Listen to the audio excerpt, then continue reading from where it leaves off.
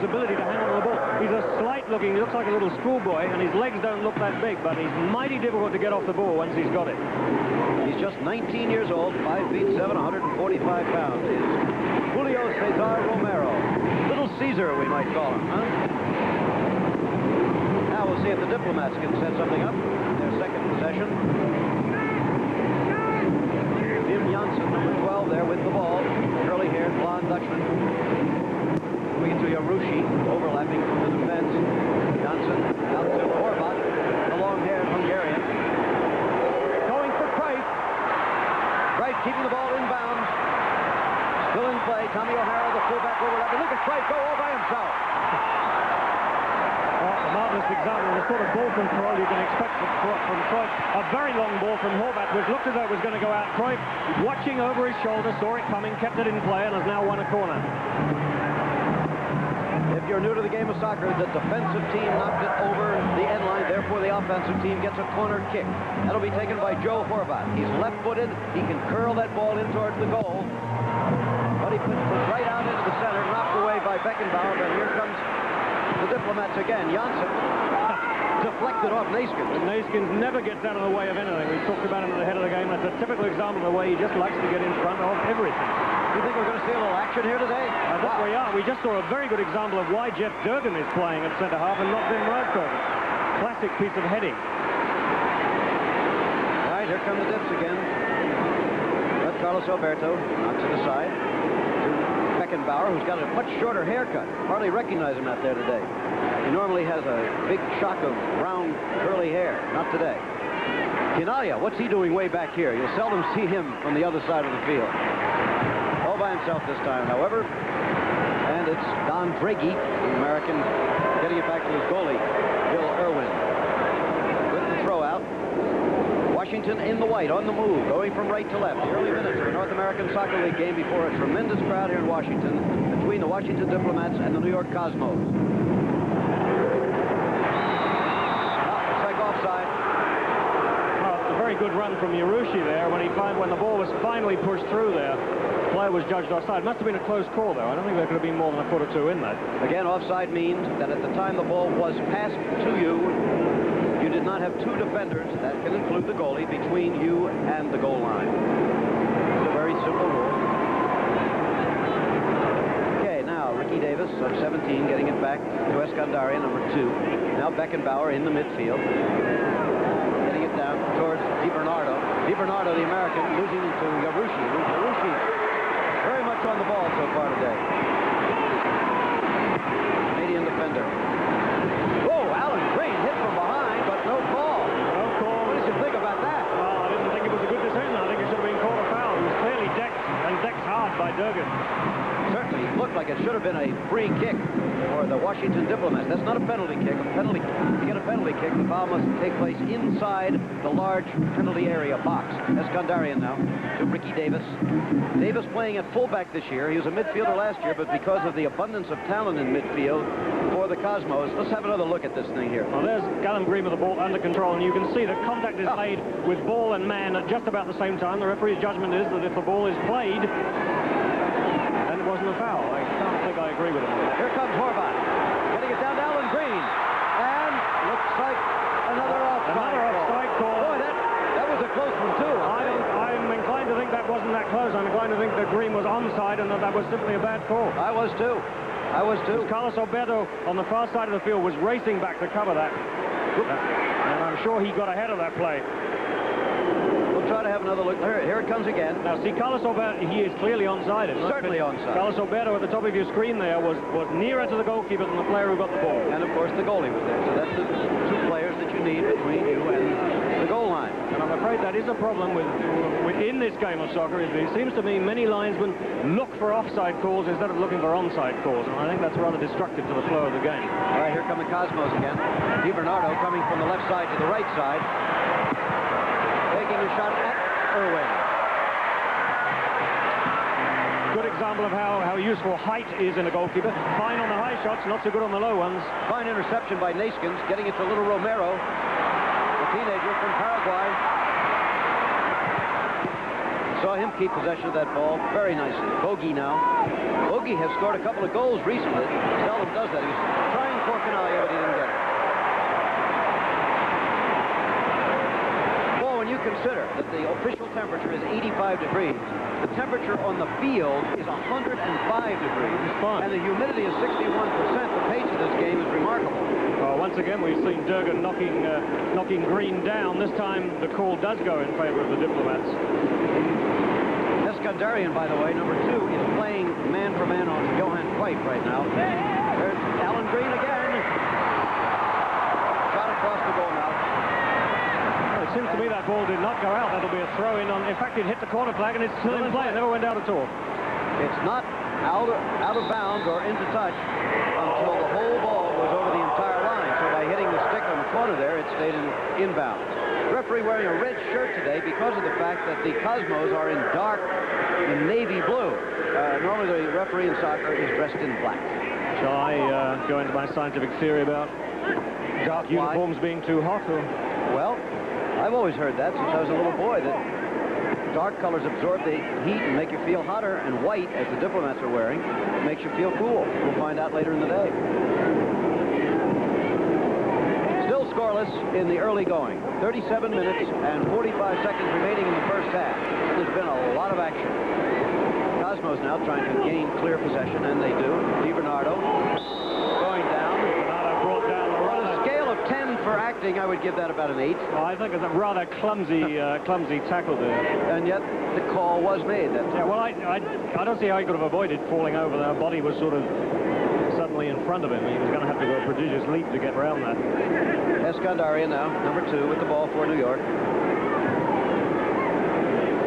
Roberto moved it over to Beckenbauer. Watch the moves on this man as he threaded a beautiful pass there, didn't he? Very well cut out. Yeah, very well read, which is a soccer term meaning anticipated by Draghi, and beautifully cut out. Crowd continuing to come in, by the way. It's going to be very near capacity, and this stadium holds 53,000 people. There's never been anything like it for soccer in Washington.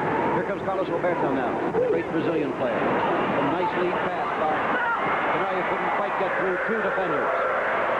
Let's take a break. There's no score. And live in Washington, a packed stadium here at RFK for the Diplomats and the Cosmos. Joe Horvath with a corner kick for Washington. Curls it or smashes it towards the center, really, all the way across, and there's a call, a foul in the penalty area against Washington. Well, had that been against the Cosmos, it would have resulted in a penalty kick. I'm laughing because the foul was on. In other words, the foul was committed against Carlos Roberto, who really did a con job on that, because I don't think he was touched much on that at all.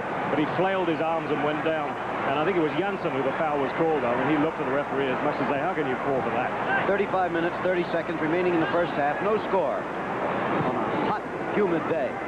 Clear skies, though. The kind of summer afternoon they expect in Washington, D.C. Here comes Bogey now, the Yugoslav, with a quick, long pass down toward Ricky Davis. The fullback overlapping.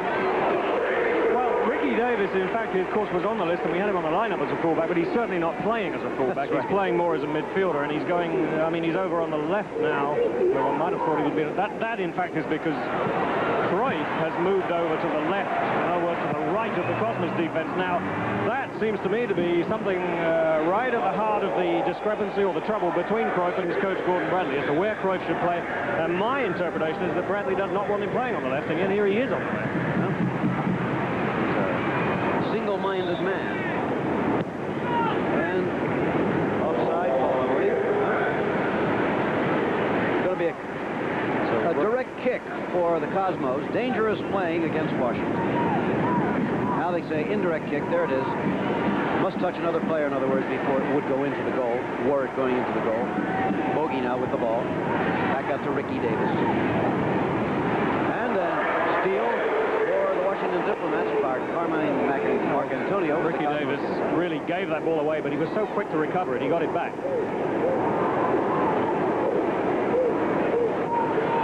Now, again the battle for the ball. This time goes to Washington. Joe Horvath down the middle this time with a pass on the left side that really was to no one. Much too far ahead of fullback Tommy O'Hara there. A lot of action action last night. Fort Lauderdale beat Portland. We'll see Fort Lauderdale next week. They're in first place in their division. Tampa Bay also won. That's the team Fort Lauderdale will play on television next week. They're in second place in the division. Memphis shut out Atlanta in Atlanta, 3-0 there. And Vancouver beat Detroit before a good crowd of about 17,000. Let's watch the action now. Johnson had the ball there. Cosmos taking over again. And let's take a look at the other scores as the ball comes down. Minnesota beat Houston in a shootout. Minnesota finally winning a shootout. They've had tough luck in that department this year. Tough luck in general, but they're starting to move up. Seattle 5-1, and Roger Davies had 4 goals in that game and 1 assist. Chicago Sting, as you saw, still going strong, 2-1 over Los Angeles at Los Angeles. Now, back to this ball game, which is really shaping up. 32 minutes, 55 seconds remaining in the first half as Horvath moves down the left side. They're slowing it down, setting it up, and perhaps getting a breath in the heat. Now down to Alan Green.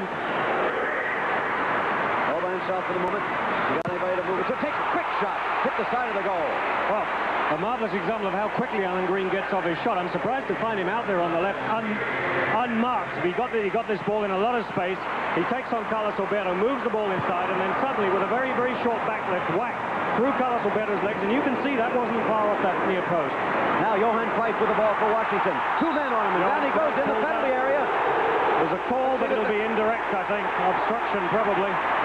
Indirect kick, he's calling. How can it be an indirect kick? Well, he's in the penalty area. He's calling obstruction, which is not a major foul, so okay. It's an indirect kick in the... one of the minor fouls. Certainly, he could have called it either way, but it'll be a kick very close to the goal. Indirect kick, again, means that he cannot kick it directly into the goal mouth unless it hits another player. That could be a defensive player as well as an offensive. It could be a simple deflection. Well, it touches somebody else. The wall being set up by the Cosmos. No score in the game. We'll see who's over the ball. Cruyff is over the ball. Behind him are Horvath and Green. This is Green running over it. A little set play and a kick by Horvath right into the wall. Yarushi, the kick right at the goalkeeper. The score, 0-0 in Washington.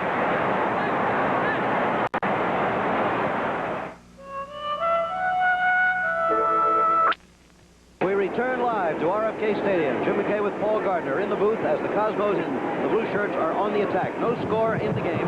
Johann Naskens, number 13, getting it to Romero, the new teenage star. Beckenbauer, the veteran from Germany. Going for Canalla, kicked away by Janssen, the Dutchman on the defense for Washington. Washington have almost everybody except Johann Cruyff back almost in their own penalty area. Lofted pass and a header by Canalla. Well, many people think he's not too strong in the heading department, and yet he's had several goals from the head this year. He's not a classic header of the ball, and he's not a player you want to play the ball up to so that he can use his head. But when the opportunity presents itself, he's a very sharp header of the ball. He can get a lot of power on the ball. This is a perfect example of exactly what I'm not talking about, in fact. I think tactically, if Washington are making a mistake up to now, it seems to me that they're not marking Romero tightly enough. Romero's getting a lot of room, and I don't think he's the sort of player that you can allow to roam around for too long with that sort of space. All right, down towards Johann Cruyff. Cruyff being marked very closely by Eskandarian, and it's going to be a free kick. And again, that'll be just outside the area, although I think the replay might show that pushing started inside the area. Now, this will be a direct kick. That means that he can kick it directly into the goal mouth for a goal without touching anybody. Horvath taking it. He has a powerful left-footed shot. A small wall against him of just 2 players. Into the middle and banged away by Bogey. That's one way of taking those free kicks, is simply to power it in the middle as hard as you can, hoping for some sort of defensive reflex. Shot by Yarushi goes wide. Goal kick for New York. They'll put it in play, and we'll be right back.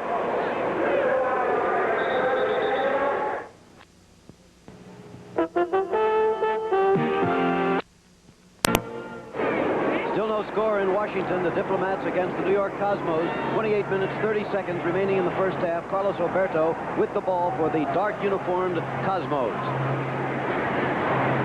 The champions.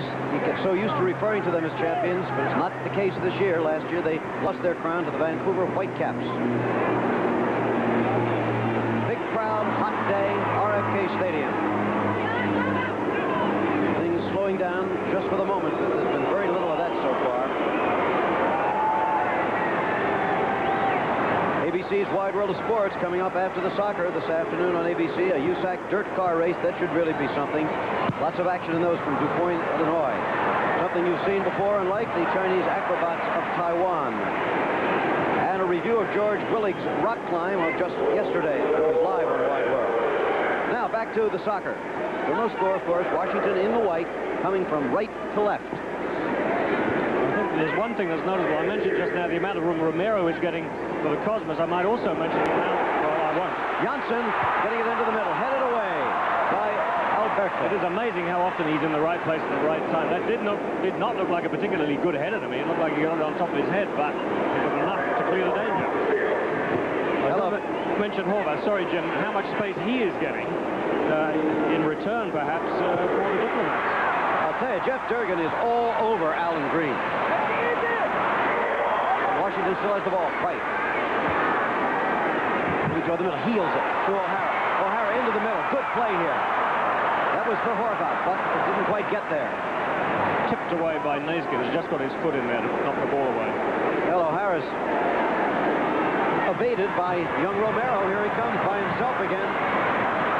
Tried to pass it to himself, I think, but he's claiming an obstruction call against Brady there, which I think he might have got, actually, but the referee waved it away and said no. He pushed the ball past Draghi and then tried to ram around the other side, but Draghi just didn't move, so Romero ran into him. Here comes Big Horvath, the Hungarian, losing it to Naskins. Being tripped, I would have thought, by Romero. And no, says the referee. Says play on, chaps.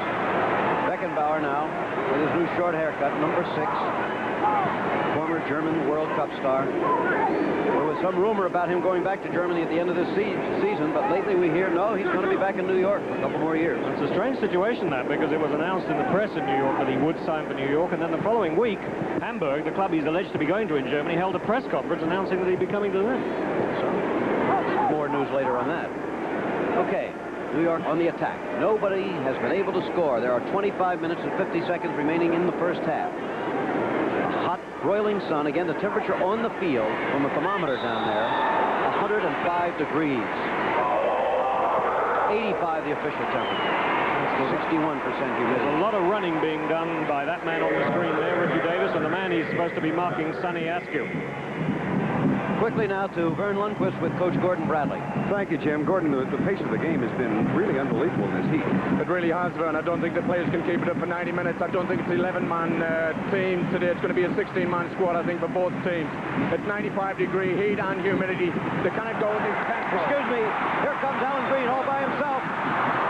He was wide open for a moment, but Naskins got to him right there. He was wide open because he tricked Durgan. He sort of blew past Durgan as though he wasn't there, and it was Naskins who came over to save the day for the Cosmos. Okay, there's Mark Antonio moving out to the middle to Wim Janssen, and nothing much there. Next time we take a break, by the way, we would alert our stations. It's going to be a station break, so you get to do some business of your own. Here comes Cosmos in the person of Ricky Davis. Down the left side as he does. He's got DiBernardo ahead of him, forward on the left side. Canalia plays in the middle, of course, number 9, and Romero, number 7, plays on the right. Normally, in soccer, there's always improvising going around. Yeah, it's very difficult to try and imagine that every time you look at the field, you're going to see these players in sort of set positions. They're certainly not going to be there. Here comes Cruyff. Heeling it back again to Janssen. He's got a shot over the top of the goal. NASL Soccer, New York and Washington will continue after this message from one of our sponsors and station identification.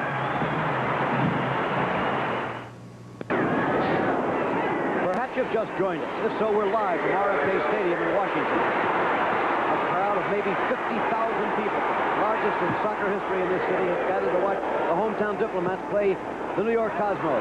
Washington in the white on the attack. It's headed over the end line by Bogicevic. That'll be a corner kick for Washington. No score in the game. 22 minutes, 50 seconds remaining in the first half. But the action has been non-stop and tremendous. I saw an example there of the will of these teams, because the man who broke all the way down on the right wing and put that ball across was Milatovic, who was a central defender, and the man who headed it out for a corner was Bogicevic, who's not normally noted for his defensive capabilities. Okay, here's Horvath with the corner kick. Powerful left foot shot. That's headed towards the goal. It's in! Johann Cruyff has scored his first goal of 1980. And the the Diplomats are out in front. Well, that was an incredible header from Cruyff, because when he went up for that ball, I could see he was going to get it, but he didn't cock his body at all. He didn't seem to hit it hard. They called something. That assures us of one tremendous afternoon coming up, I'll guarantee it, because the Cosmos don't lie down. Here's this set play, I think. Well, we'll take a look at the corner now. Cruyff goes up and meets it beautifully. Yes, there is a player standing right in front of Birkenmeier, and presumably blocking his sight there, although, of course, there's no such call as blocking the sight. The call would be offside.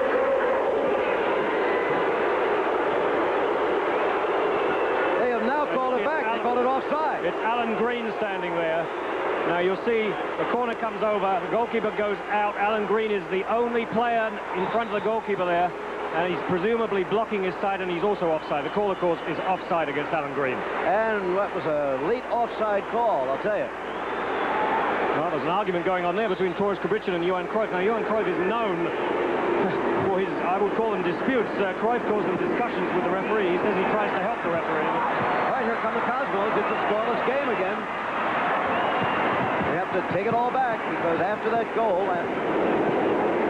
many seconds after the goal, was the offside call. Yeah, I think it was a good call, though. When looking at the replay, you can see Green is offside, and he is gaining advantage from being in that position, and that's what the call is all about. Okay, here come the Cosmos in their navy blue and gold.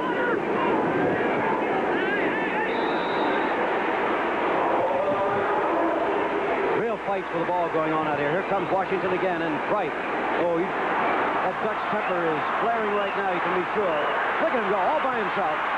Over to Sonny Askew now, the young Baltimorean, who kicks it off a Cosmo, so it'll be another corner kick for the Diplomats. Good piece of play from Cruyff, working the ball through the middle, getting it out to the right wing, but not too good a center attempt from Sonny Askew.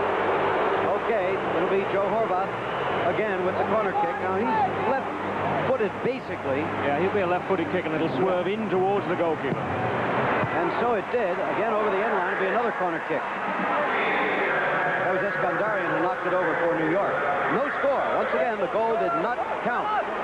But it was a beauty just the same. Well, it was a remarkable header. Okay, across towards Janssen. Don Dregge, excuse me, was the man who headed it over the end line. It'll be a goal kick for New York. No score here. Janssen. Don Dregge, excuse me, was the man who headed it over the end line. It'll be a goal kick for New York. No score here. Please, Katie, you can... We're back, and that's Horvath with the ball for Washington. Down he goes in the penalty area, and he's mad because they didn't call it. However, another great bit of dribbling from Horvath, and as I say, he is finding a lot of room and getting a lot of space. They're not picking him up. They're allowing him to come through on attack. here's a good look at the ball control of young Romero. Whoops, didn't control it very well that time. He was going for Ricky Davis, and just as he passed the ball, Davis moved. One of those things. No score in the game. Now we get the official ruling. It was not offside to cancel the goal, but obstruction of goalie Birkenmeier by Alan Green. It's a little difficult to know exactly why that call would be made. I think I don't understand that call, to be quite honest, Jim, what obstruction means in a case like that. Because neither of them had the ball.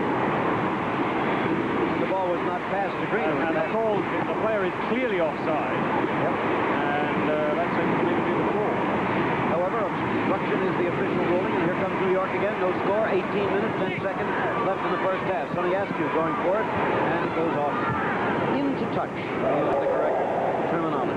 Out of bounds in the United States normally. There's Coach Weisweiler, New York, recently of FC Cologne, Germany. That means football club. Well, there's an example of what I say when Nateskins frightens me. I don't think that was a ball he should have gone for, but he stretched for it, and Milatovic had to sort of do a high hurdling act to get out of the way of those scything legs. This is an amazing turnout here this afternoon when you consider that there's a big golf tournament. The PGA Tour golf tournament is being played at Congressional Country Club just outside Washington, and there are probably 2 or 3 times as many people here as there are at the golf tournament. Alan Green now with the ball for Washington. Carmine Marcantonio back to Robert Yarushi. Sonny Askew now, curly-haired kid from Baltimore. Now down to Johnson. Johnson's been all over the field today, hasn't he? Normally, he's a somewhat defensive midfielder. Not so today. We'll be right back. Ball by himself. Cruyff all by himself. And a tremendous play in the goal mouth by Jeff Durgan, number 25, a young teenager on the New York Cosmos. It looked like Cruyff had them all beat, and suddenly there came Durgan. What a play. Marvelous play from Cruyff. Well, I would have thought on this pass, you'll see Cruyff when he gets the ball, he puts his foot way up in the air, and I'm a little surprised here. Now that foot is way up, and you can see there's a foul, in fact, on the play. Cruyff past the goalkeeper, Durgan doing the intelligent thing, and he hits the post, in fact, as he slides in there. And now Cruyff has begun to hobble. He may have hurt himself on that play. Horvath with the corner kick for Washington. Gee, that kid really was in the right place. Cruyff is in fact down in the penalty area. Cruyff is down on the field. It looks like that right knee is giving him a problem. No score in the game here in Washington. We'll be right back.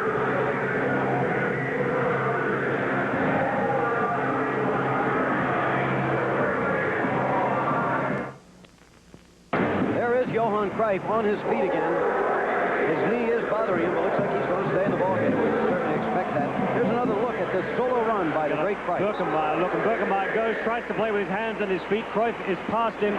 That ball is going in. You see Durgan sliding in to kick it away. Now we're back to the live action. Nobody in control at the moment. Ricky Davis, though, moving it to Naskins, and now the Cosmos. Beckenbauer. Sonny Askew after it to Washington, and he kicks it back to the goalie. No score in the game. 15 minutes, 15 seconds left in the first half. RFK Stadium in Washington. Well, you have to say, so far, Jim, best scoring opportunities have certainly fallen to Washington.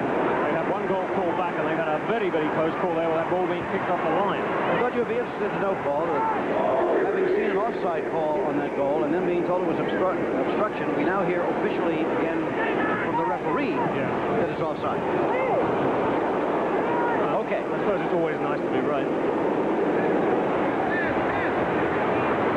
What we're discussing, if you were not with us earlier, was what appeared to be the first goal of the game by Johann Cruyff on a header from a corner kick from Joe Horvath.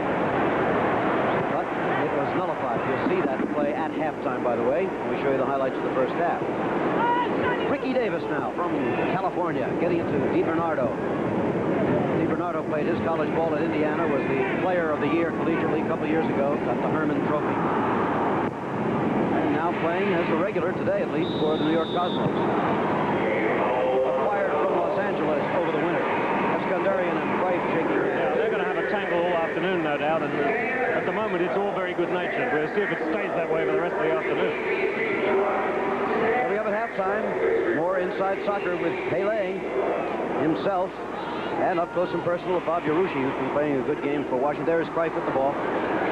Healing it to poor Askew. But that was typical Cruyff Yes, play. he took the unexpected play, exactly. He sees those things so quickly. The defenders, of course, are looking for him to play it the way he's facing it, and he flicks it behind him. Yet another corner kick for Washington. They've had a lot of them today. This time Askew with the right foot. Went right at Cosmo defender. Here's another kick by Sonny, but there's nobody over here. I'm afraid Sonny's got to get his act together in putting those balls across, because some of them he's hitting too low and the defenders are cutting them out. That one was hit much too far, and there was nobody over this side, and never was, even when he started to kick it, to receive it. Goal kick for New York. Sonny is playing today because a great new young player, a Spaniard named Lozano, is not playing for Washington. Unfortunately, he got a red card in their last game against Fort Lauderdale, and he cannot play today. That's the league rule. You're out of the next game. Red card being, these are two cards the referee carries in his pockets. One's yellow, which he just waves it in the air. That means the player's been cautioned. He waves the red card, the player is off the field. Now, that's what happened to Lozano, and he is a good player. I've seen him. I'm very sorry we can't see him this afternoon. It was against Atlanta, by the way. Here's Mark Antonio with the ball for Washington. He's got Green in the middle, but he's also got Carlos Roberto in front of him, and that took care of that. Somehow or other, it's as though Carlos Roberto has a magnetic attraction for that ball, because really there was a lot of space for Mark Antonio to play that ball, and yet it goes straight to Carlos Roberto. Right, has the ball. Went for Green. He zigged when he should have zagged. Alan Alan Green, 5 feet 8 inches tall, he claims. Certainly no more than that. And now the Cosmos, Johann Naskins, the indefatigable, went to young Romero. Romero at age 19, also indefatigable, as 19-year-old should be. Throw in for Washington. Tommy O'Hara throwing it into Bob Yarushi. There is number 2. He'll be meeting at halftime. Canadian, very personable young man and a good player. A former Cosmos player, of course, who was on their championship team 2 years ago. Okay, Horvath getting it down to Tommy O'Hara, the little fullback who likes to overlap. Into the middle to Green. A good pass to Green. He's still got a chance. No. Oh, well, now, wait a minute. I think we're going to have a penalty kick for Washington. Yes, that's the ruling. When a serious foul takes place inside the penalty area, a penalty kick is awarded, and that's what it's going to be. Let's see what we get here. This pass coming in, a beautiful pass into Green. We'll see Green go for the ball here. He's well inside Durgan. Durgan tries to get it away. He doesn't. Green follows it up. Berkemeyer comes out, and you'll see he trips Green there, so that is a penalty kick. I like the way the referee played that. He hesitated for a moment while he thought about it, then pointed to the spot. No doubt about it, a penalty kick. All right, now the goalie cannot move his feet until the ball has been struck, until it has been kicked. That is the rule. Normally, they cheat a little bit on it. But they cheat a little bit in the hope that the referee won't see it. But, of course, if they save it, the best that can happen is that they have to retake it. That's all. If it's scored, of course, the referee's not going to make the kicker take it again. All right, here is Yarushi to take the penalty kick. Now, these are successful about 80% of the time. I would think at least that. It's a goal, and Washington does take the lead by a score of 1-0. Robert Yarushi, the man of the moment for the Diplomats. Bob Yarushi, 25 years old, 6 feet tall, 180 pounds, from Canada. Has played on 3 championship teams, Toronto and New York twice. Well, there it is. You see Berkemeyer diving to his own right, and the ball goes to his left. This is what it looks like to Berkemeyer. He's got to guess, right? So as Yarushi starts to run up to the ball, Berkemeyer's thinking, which way is it going to go? And he guesses that it's going to go to the right. Well, as it happens, he guessed wrong, and it went to the left. Just under 10 minutes remaining in the first half. There goes Berkemeyer to his right, and the ball really very, very beautifully struck by Yarushi. Okay, there is Bob. 1-0 Washington. And here come the Cosmos. Carlos Alberto. They're trailing at halftime. There'll be a good deal of conversation from Coach Weisweiler in the locker room. Start speculating about substitutions, too, I think. Yep. Because I think there are bound to be substitutions this afternoon. There is Coach Weisweiler on the left with the assistant coach, Terry Garber, who played for the Cosmos up until last year. Okay, Cruyff kicks it down the middle. Looks like he just sort of wanted to have a moment to sort things out. I think he was expecting Alan Green, who was out on the right there, to be cutting inside to pick up that ball. And there was an awful lot of space there, Jim, for Green to run into, but Green just didn't move. All right, Naskins now getting it into the middle, and the referee obstructing bogey. No call. Beckenbauer with a nice little chip shot, headed away nicely by Mijatovic. Boy, he's a big, hard, tough man. Nicky Mijatovic, but a clean player. There goes Alan Green, but... Well, again, I think what we're seeing here is that Alan Green is really taking advantage of the inexperience of Jeff Durgan. Jeff Durgan, good as he is for such a younger player, is having a bit of a handful with Green this afternoon. Green caught him again there, got past him, was not called offside, but Berkemeyer was out quickly.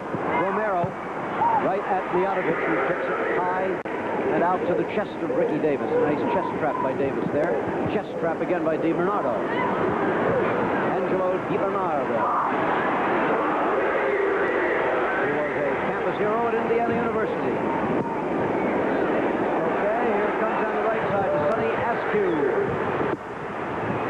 And not far from his ball home, he gets it in towards Green. Very close that time. And again, Green really cutting inside Durgan and getting to the ball first. This is going to cause a lot of problems for the Cosmos for the afternoon's out, unless they can stop Green on those quick little runs where he gets to the ball before Durgan. Alan Green, 26 years old now. Comes from England, but loves it over here in the States. He said it many times. George Canai, kicked away by Yarushi, who's really playing a fine first half. Aside from scoring the goal, the only goal of the game so far, here's big Horvath. Horvath, 6'2". Back to Horvath again. The Hungarian moves towards the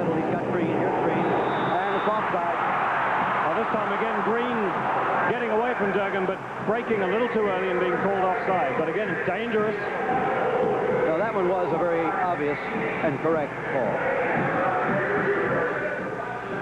Right.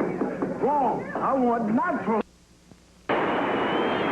6 minutes, 45 seconds left in the first half. The Washington Diplomats lead Giorgio Canaglia here and the New York Cosmos by a score of 1-0. Johann Cruyff is definitely limping out there, Paul, I think. Yeah, he's not... he's also playing out on the left wing, which, as I mentioned before, is not, from Coach Bradley's point of view, is not his preferred position. But maybe, if he is suffering, that's where he's decided to move himself to get out of the action again.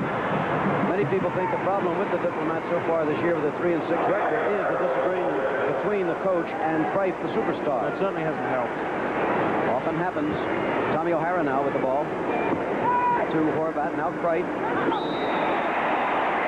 it's going to be... Laskins with one of his handball plays. Yep. You know, he had one of those and he got away with it last Monday in the... in the Transatlantic Challenge Cup game, right. Exactly. Bitterly contested by the Vancouver players. Our replays show that they were right. It was a handball. Okay, free kick now, and Horvat will be taking it. Shoots it into the middle. A header. Knocked it away, headed away by the Cosmos. A nice little touch by Beckenbauer to Romero. Romero at his most going dangerous. For Canaglia. Canaglia by himself will have to do it all by himself if he's going to do it. He's got a shot here. He's got a shot now. And a good save by Irwin. Mijatovic knocks it away, and the Washington crowd loves it. Oh, an excellent piece of, an excellent counterattack, a quick break by the Cosmos. Started by Romero, who... And the Cosmos on the attack again. Di Bernardo. Across the field to Johann Nason. Cheering sounds like a college football game. Listen to him. Charge. Into the middle towards Canaglia. Kicked away. And now Cruyff with Eskandarian, marking him very closely. This was Canaglia after he'd received that long pass from Romero on his own, going around the fullback. A shot saved with his feet by Bill Irwin. I thought that was going to be a goal, to tell you the truth. Here comes Cruyff again, injured. It's his right knee, we believe. Getting it over to Tommy O'Hara. He appeared to be out of bounds. Remember, in soccer, the whole ball must be over the whole line. Here comes Horvat, and Horvat by himself. Eskandarian, however, moved on him quickly, and I think we'll have a corner kick, another one for Washington. In another NASL game this afternoon, Philadelphia leads New England 3-1 in the first half. Lots of goals there. 7 corner kicks for Washington so far, and none for the Cosmos, interestingly, Paul. Oh, well, it's certainly been right-to-left traffic, hasn't it, so much? Yep. But again, Horvat breaking completely free in the area. I think it may be Bogicevic who's supposed to be picking him up, but he's doing a rotten job if it is. Another corner kick by Joe Horvat. And the shot by Janssen, kicked away by Carlos Roberto. O'Hara gets in the middle to Alan Green. Green goes down, but there's no whistle. Alan Green tackled from behind by Ricky Davis and left lying on the ground. There's Canaglia by himself, almost a repeat of the last time, the fast break by New York, twice in a row. Giorgio now looking for Romero, and here is little Cesar, Julio Cesar Romero, 19 years old. And over the goal.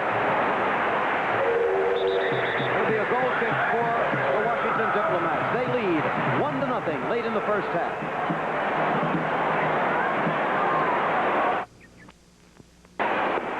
Well, there's Johann Cruyff, who has just been given a yellow card by the referee for what is euphemistically termed dissent. In other words, mouthing off at the ref. Another yellow card, and he would be out of the game. 2 yellows is equivalent to 1 red card. A red card is automatically expulsion. Here comes Di Bernardo for New York. They trail 1-0. 3 minutes, 5 seconds left in the first half. Into the middle of Beckenbauer. Beckenbauer still with the ball. He's still got possession. That's his specialty. Eskandarian. Into Bogey trying for Canaglia. Canaglia loses it. Mijatovic marking Canaglia very well most of the time. There's Cruyff. Deciding with the discretion, the better part about playing it back to the goalkeeper. Incidentally, Cruyff, throughout his career, has collected so many yellow cards because of this. It is dissent. He argues with the referee. He says, you remember what he says? I tried to help the referees. Now, yeah. I can't imagine anything more designed to antagonize a referee than trying to be helped here. I'm looking at statistics here in 4 seasons with Barcelona. He got 28 yellow cards. Here comes Sonny Askew now for Washington. Number 17. team leading 1-0. A nice move by Sonny. Down he goes.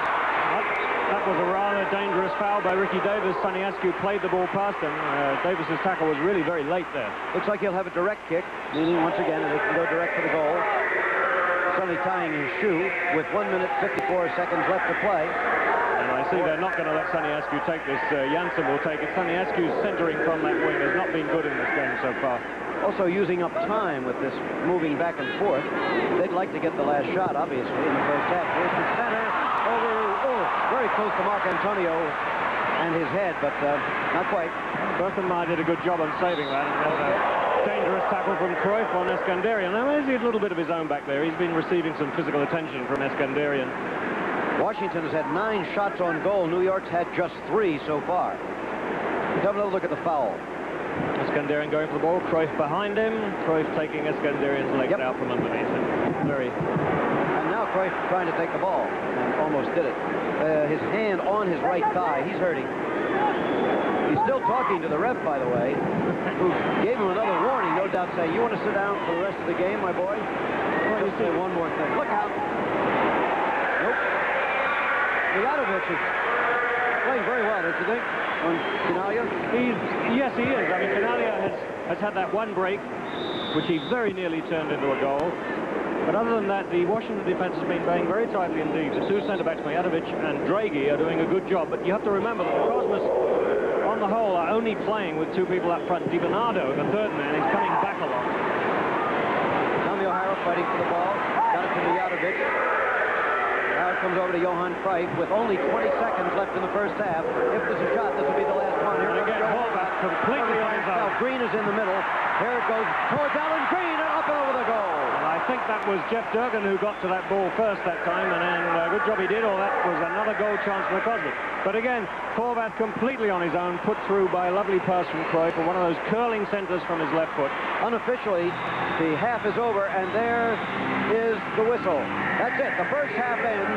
A sensational first half of soccer. Beautiful play. The score, Washington 1, the New York Cosmos 0. The crowd, a tremendous one. All right. Take it, this is Cruyff has put Horvath through completely on his own. Left foot curling in, Green to the ball, but through his legs. That ball is played through his legs by Jeff Durgan. A crowd of possibly 50,000 here. The largest crowd they've ever had before was just over 35,000. There are some of them. We'll be back at halftime. Thank you, Jim. I can confirm that it's a However, there's an entire half of it to go. Here in Washington, the Diplomats lead the New York Cosmos by a score of 1-0. This is Jim McKay with Paul Gardner and Vern Lundquist, and there's bad news for Washington. Johann Cruyff, the great one, will not play the second half. He re-injured a knee that's been giving him problems all this season. He is simply not able to play in the second half. There's no chance he can come back in. Remember, in soccer, once you're out of the game, you're out of the game for the day. Vern Lundquist trying to get Johann Cruyff for us if he possibly can. Now, substituting for Cruyff will be Gary Daryl. He is the only original member of the Washington Diplomats. He was team captain for 3 seasons. Played the first 2 games this year, but has only played 1 game since, and that as a substitute. He's a citizen of Bermuda. There he is, 33 years old, 5'9", 160 pounds. We have one more highlight we're going to try to show you before the second half begins. If we can take a look at that now, it was the near goal by Giorgio Canalia. Here he comes. A highlight at the other end this time. Canalia put through all on his own by a lovely pass from Romero, taking on the defense on his own. And he's going to move inside the fullback here, which I think is Mijatovic, past him, and a right-footed blast, which, as you can see, Irwin slightly leaning the other way, has to save with his foot. And there is Giorgio Canalia, hair neatly recombed for the second half. He likes to talk it up, too. This also was in the first half. Johann Cruyff getting a yellow card from the referee for dissent, as they call it. One of many to add to his collection. But that was after Cruyff got his injury, and I'm sure that was when Cruyff knew that he wasn't going to come on for the second half. And he's very calculating about these things. Well, this is a big day, an important day for the Washington Diplomats. They must look good in front of their home fans if they're going to build their following here, because they've got a lot of people out here, in addition to national television, of course, and they are, in fact, leading 1-0 with 1 half to go. Here come the Cosmos, right to left this time as they switch ends of the field. Cosmos in blue, the Washington Diplomats in their home whites. Their color colors, red and white, over towards Beckenbauer. And stolen for Washington. Mark Antonio was the man who got the ball momentarily. Johann Cruyff, we're told, is in the shower, and we may have a word with him when he comes back out again. But he will not play in the second half.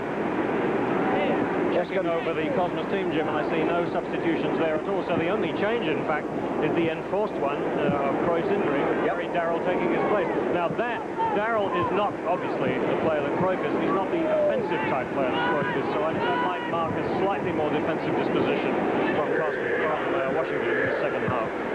Askew losing the ball to DiBernardo. Two Americans going at it. That'll be a free kick for the Cosmos. The shirt-swapping routine in soccer takes place at the end of the game. And I think there, Askew was trying to rip DiBernardo's shirt off him in the middle of the second half. Can't do that. It's not gentlemanly. It's a game for gentlemen, isn't it? Most of the time. Beckenbauer with a lofty pass to Romero's head. Irwin tosses it out to Horvath on the flank on the left side. 1-0 Washington. Long way to go. Washington, Alan Green now hit from behind by Naskins, but he says play on, says the referee. Alan Green is not going to go away from this game with too high an opinion of referee Torres Cabrichan, I think, because he's been decked 3 or 4 times. The referee's just contemptuously looked at him and waved play on. You have to be tough to play this game of soccer, because Green, as you say, has been knocked down time and again today, and knocked down hard, sometimes from the rear. And Alan Green only weighs 145 pounds. Whoops. Oh, dear. Terrible miss kick by Yarushi there as that ball came across, and he was very lucky to get away with that. It came so quickly to Canaglia that, of course, he didn't have time to react to it, but there was a chance there. Corner kick for the Cosmos, their first of the afternoon. That's an unusual statistic. Okay, there it is. Naskins went for it, but it was not over the end line, I believe, by Washington. I think we'll get another corner kick. Yep. Bogicevic will take it. Well, that was an example of what we call a near-post corner. The ball was played into the post nearest to where the corner was taken from. Naskins got to it, was supposed to flick it over his head, but of course it was too low for him to do that. Canaglia in the middle and headed away by Horvath. Ricky Davis going for it for New York. Kicks it back to Eskandarian. Eskandarian now with the ball at midfield. A lead pass down towards Romero, but O'Hara got in front of him very nicely. You couldn't call it obstruction. No. That was a very nice, clean piece of play by O'Hara. He got on the right side of the player all the time, and Romero was never going to get to that ball. All right. Now the Cosmos, Franz Beckenbauer. He's got Turgan there, but he lost the ball almost. Daryl almost had a shot. Daryl should be the freshest player on the field at the moment, anyway. Cosmos have been on the attack so far in this half, but they look a little uncertain, a little unorganized. Here they come now. Building up very slowly, as indeed has been their custom, and to many people has been their problem. Pass from Alberto towards Canaglia. Headed by Yarushi. Headed again by Mijatovic, who is marking or guarding Canaglia and over the sideline. Very unnecessary foul by Askew on Davis there. The ball was going to go out, but Askew was given away a free kick instead of a throw-in. Next week, the Tampa Bay Rowdies against the Fort Lauderdale Strikers. Same time, same station, 2 o'clock Eastern Pacific, 1 o'clock Central. Should be a great game. And the header by Romero. He's got the ball again into the net, but there was a whistle. He said it was over the corner, over the end line, so it'll be a corner kick for New York. So, another disallowed apparent goal. Yeah, well, bogey with the free kick that Askew so wantonly gave away, and you can see that ball was over the line, evidently last played by a defender. So it is a corner kick to the Cosmos. From the other side this time, Bogey traipses all the way over there to take this one. This field is 75 yards wide, 110 yards long. A lot of ground to cover. That'll be a goal kick for New York as it went up and over the top. Washington, 1-0. Howard! Back again in Washington. Diplomats still leading the New York Cosmos 1-0. The action is live. Hot afternoon. 105 on the field. They tell us by a thermometer down there. There's Canaglia going for the ball. Kicked away again by Mijatovic, but the Cosmos maintain possession. Little Romero to Beckenbauer. And now Mark Antonio takes over and gives it out to Horvath for Washington.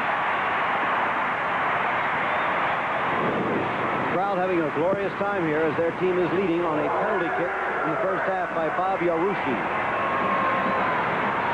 Now goalie Bill Irwin.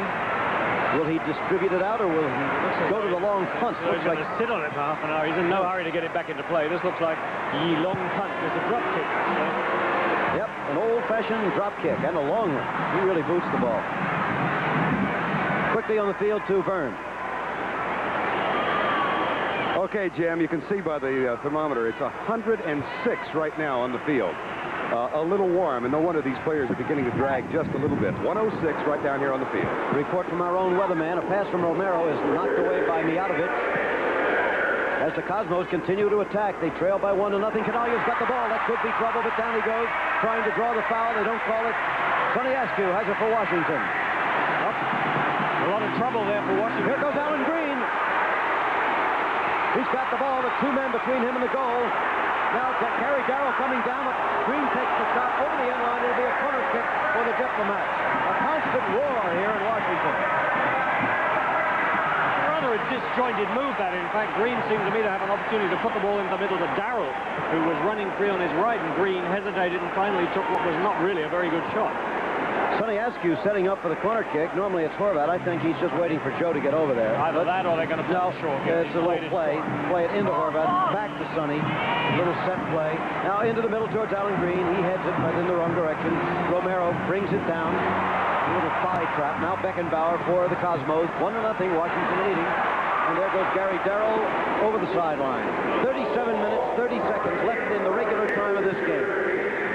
If it's a tie, remember, in this league, there are no tie games. We go to overtime, and if that doesn't work, we have a shootout. That's a long way off, though. I'm seeing very definite evidence of signs of tiredness on both sides here. Dennis Weisweiler, the Cosmos coach, 62 years old, one of the great minds in the game. But he can't play for him. They're going to have to do that. Horvath kicked it right into Naskins. Gary Daryl, the substitute for Johann Cruyff, moving it over to Tommy O'Hara. Now back to Mark Antonio. Mark Antonio free by himself. He's got Green in the middle, and only Green. Askew coming down the far side, goes over to Askew, and the boot over the edge. Sonny's a good shot, but he slid on the grass that time. It is natural turf here, by the way. 1-0 Washington. 36 minutes, 5 seconds remaining in regular time. Washington leading New York 1-0 at RFK Stadium in Washington. Take a look at the crowd. As we say, no official attendance yet, although we will get it before the game is over. But it is estimated at about 50,000 people. The largest crowd they've ever had here before was 5 years ago for a Cosmos game, and that was just over 35,000. They've broken their own record probably by a good 15,000, and that in competition with the big golf tournament in Washington this weekend. Down goes Sonny Askew, and that'll be a free kick for Washington. Very quickly put into play comes to Wim Janssen, number 12. He leads it towards Alan Green, and that's offside, called against Green. And so it appeared to be. Wide World of Sports, remember, coming up over most of these ABC stations right after the soccer game today. Another soccer game next Sunday, same time, same station, remember, on ABC. Tampa Bay at Fort Lauderdale, battling for the lead in their division, and there is a lot of bad blood between those two teams, and sometimes the blood is literal. On Wide World of Sports today, 4:30 Eastern, 3:30 Central and Pacific, as Roberto brings the ball down. Let's see, moves it in towards Canaglia, but no, Mijatovic has it over the sideline. On Wide World today, USAC dirt car race from Du Quoin, Illinois. Some of the top drivers from last week's Indianapolis 500 in that. Chinese acrobats, and here it comes toward the middle again. The header by Canaglia, and it's in the goal. What are we calling it? I don't see any missed goal. I think it's a good goal. I think it was a clean goal, and a result of a cunning cross from Carlos Alberto, which sort of hung in the air there. And Romero and Canaglia both running in from the far side. Irwin really couldn't come out for that ball, stayed in, and Canaglia beat him.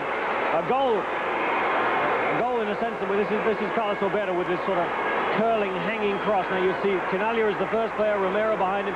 Canaglia gets it and loops it just inside that far post. There's Carlos Alberto with his free kick, spinning. There's Canaglia nearest, Romero behind him. Canaglia just heading almost behind him.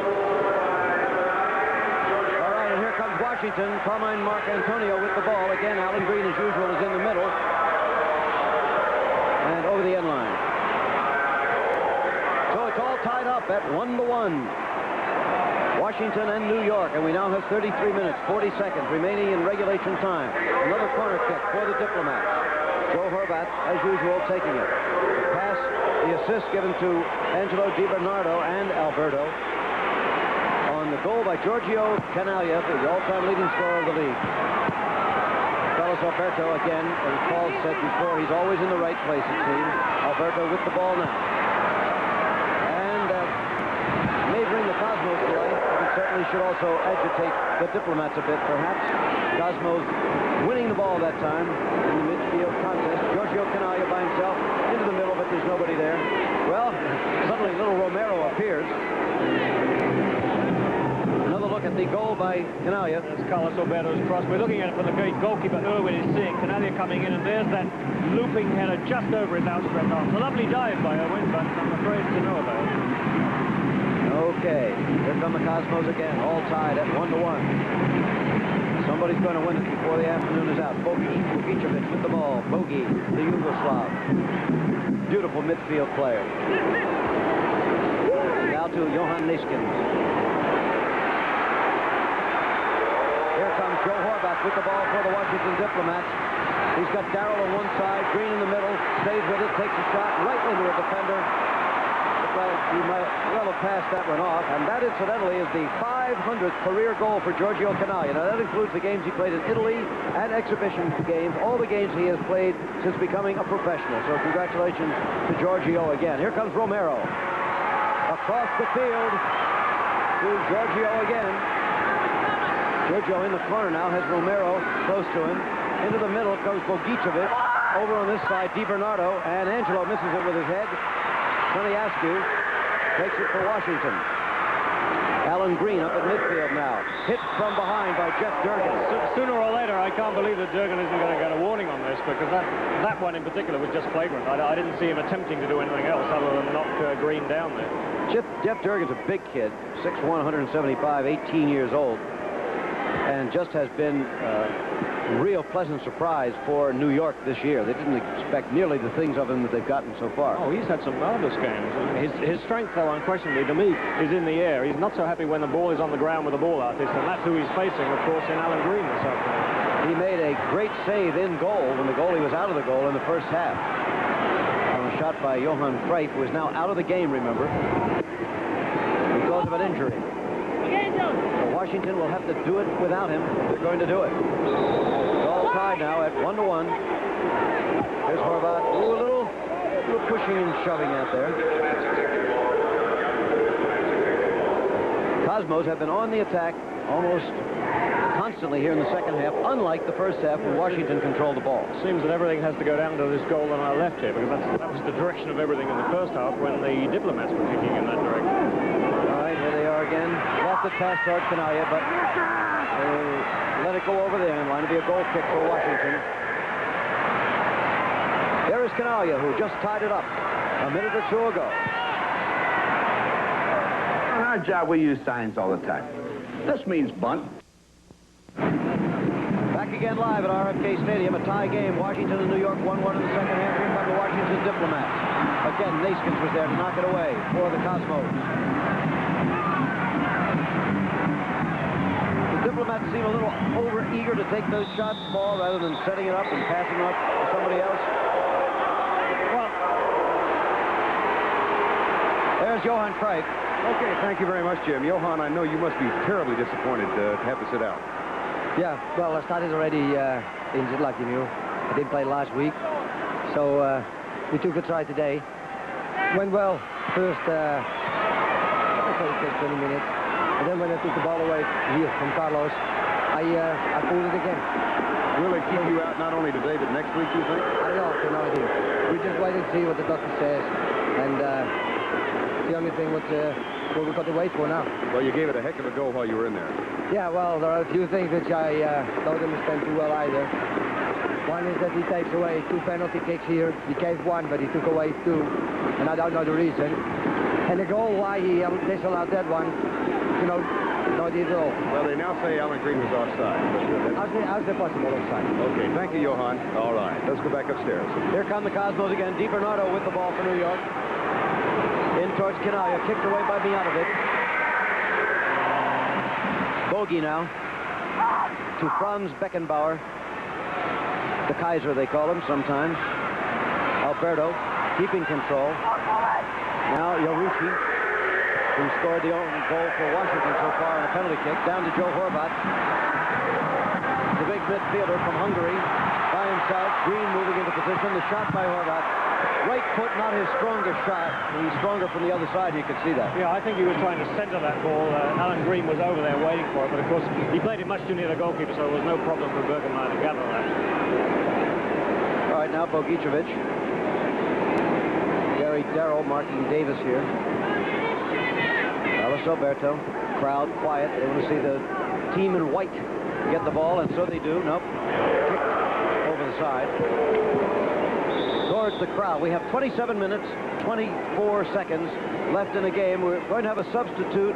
I think perhaps it's going to be, for the Cosmos.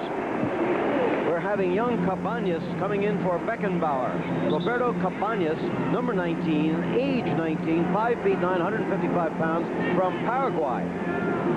As is young Julio Cesar Romero. Cabañas, a recent acquisition, has yet to play. I believe this is his first appearance in league play. He did play in the Challenge Cup, he played right, in the Challenge Cup. He played against Vancouver. I thought didn't exactly sparkle in that game, and in fact was taken off by the coach.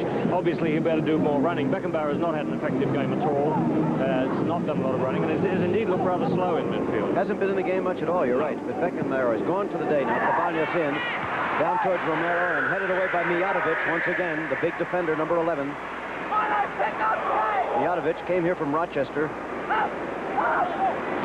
when the two Washington defenders were put out for the season. Here comes New York again. Bogey. And Irwin picks it up. The Washington goalie is tied at 1-1. So the winning goal has yet to be scored. Whoever's going to do it, they haven't done it yet. And down goes Green again. He's getting a little tired of it. Well, I cannot understand why Cabrichin does not give Durgan a warning on this. A little mock applause toward the referee by Green. He says, well, you finally gave it to him. Ricky Davis knocked that one away. Over the sideline, throw in for Washington to Sonny Askew from Wim Janssen. Askew back to Janssen, the Dutchman. Setting up Askew, who will probably center. Now he's tried a shot. 26 minutes left in the game. The referee says that was a corner kick. That must have been deflected as Sonny Askew kicked it. Yeah. So Horvath will take yet another corner kick for Washington. Will be their 11th of the game to 3 for the Cosmos. They appeared to score on a header by Cruyff after a corner kick, but again, it was disallowed because of offside. Would have been Cruyff's first goal of the season. It was not to be. He would have loved it before this big home crowd here. Carlos Alberto talking it up. Wondering exactly what Horvath is doing while he's preparing to take this corner kick over here. Seems to be entangled in some wires. I don't know what's going on. There's certainly, shall we say, a delay in the game, and Alan Green is going to take shelter in the only shade available behind the goalpost there. All right. Horvath will take the corner kick. There it is, a good center. Headed away by Green. He didn't mean to head it away, but that's the way it turned out. Well, Green trying, I think, to flick it over his head here. Oh, and had some fists being flung. Naiskins, and who else was that? Who's that? Is it Horvath? No, it's Draghi. Johann Naiskins and Draghi, the young American. Right, as that ball came over, flicked over his head by Alan Green, you'll see Draghi goes down under a pile of players and was sort of flattened into the ground. Well, you won't see it, but that is in fact what happened. All right, the corner kick again, this time by Sonny Askew with the right foot. That's a nice center once again. Picked off by Bergenmeyer, the goalie. He came out nicely. Throws it downfield, and Washington will put it in play. You see Draghi going down there, and the player landing boom, right on. You can feel that. And of course, when he tried to get up, he couldn't because the player was still on top of him. But when he came up, scuffle start. When he came up swinging. As spirited young American athletes sometimes tend to do. Okay, there's Canalia with a lead pass back. And calling for a free kick, not for a penalty kick. It'll be a direct kick. And the man who was offended was young Cabañas, number 19. Cabañas showing a bit of speed there, which of course is he's just come off the bench. I assume he should have speed on that. 23 minutes, 30 seconds left in the game as the Cosmos set up for a free kick. There's a good look from behind the goal. This will probably be some kind of a set play. We'll see. Well, Bogicevic can hit the ball very hard, and Romero, the other player out there, can bend the ball, can curve the ball very well. Okay, Naiskin takes the shot, and that was about 20 rows into the grandstand by Johann Naiskin. Maybe still a little angry. Some guys. We're back live in Washington. The New York Cosmos with the ball. Still tied with the Washington Diplomats at 1-1. 22 minutes, 30 seconds left in regular time. Goalie Irwin picks it up. Let's go down to Vern Lundquist. Okay, Jim, I'm sitting with Franz Beckenbauer. Franz, you got an ice pack on your thigh. What happened? It happened 1 week ago when we played last Tuesday against Vancouver. You know, this tournament, transatlantic tournament. I pulled a muscle, and I felt it the whole week. But, you know, a crowd like this and nice day, I want to play, but it was a mistake. I shouldn't play from the beginning. Okay, Franz, thank you very much. We'll go back. Yeah, thank you. So Beckenbauer, like Johann Cruyff, agreeing he probably shouldn't have played at all today. So New York again winning the battle for the ball. Just under 22 minutes remaining in regular time. 1-1. And right at Irwin again. Boy, he can kick that ball about as far as anybody in the NFL. That was one of his easier ones, well up past midfield. Of course, that's not always what you want to do. Bogey saying, hands off, I'm clean. Now to Alan Green. Durgan still right in back of him, a good 2 inches in back of him. Hasn't let him go all day. Okay. Washington, Daryl getting it over to Askew. Sonny could have a good shot here. Here comes Sonny Askew. Still moving in. Still moving in. Oh, and a shot by Horvath from the left. Was knocked away by Little Romero. No, excuse me. Yes, by Eskandarian, I should say. Right there, number 2. Askew put through a beautiful ball from Daryl that Askew picks up here, gets round Ricky Davis, and finished with a shot. Okay, we'll go back to that right now. We don't want to miss anything in the live action. 1-1, 20 minutes, 45 seconds left in regulation time. Horvath preparing for the free kick.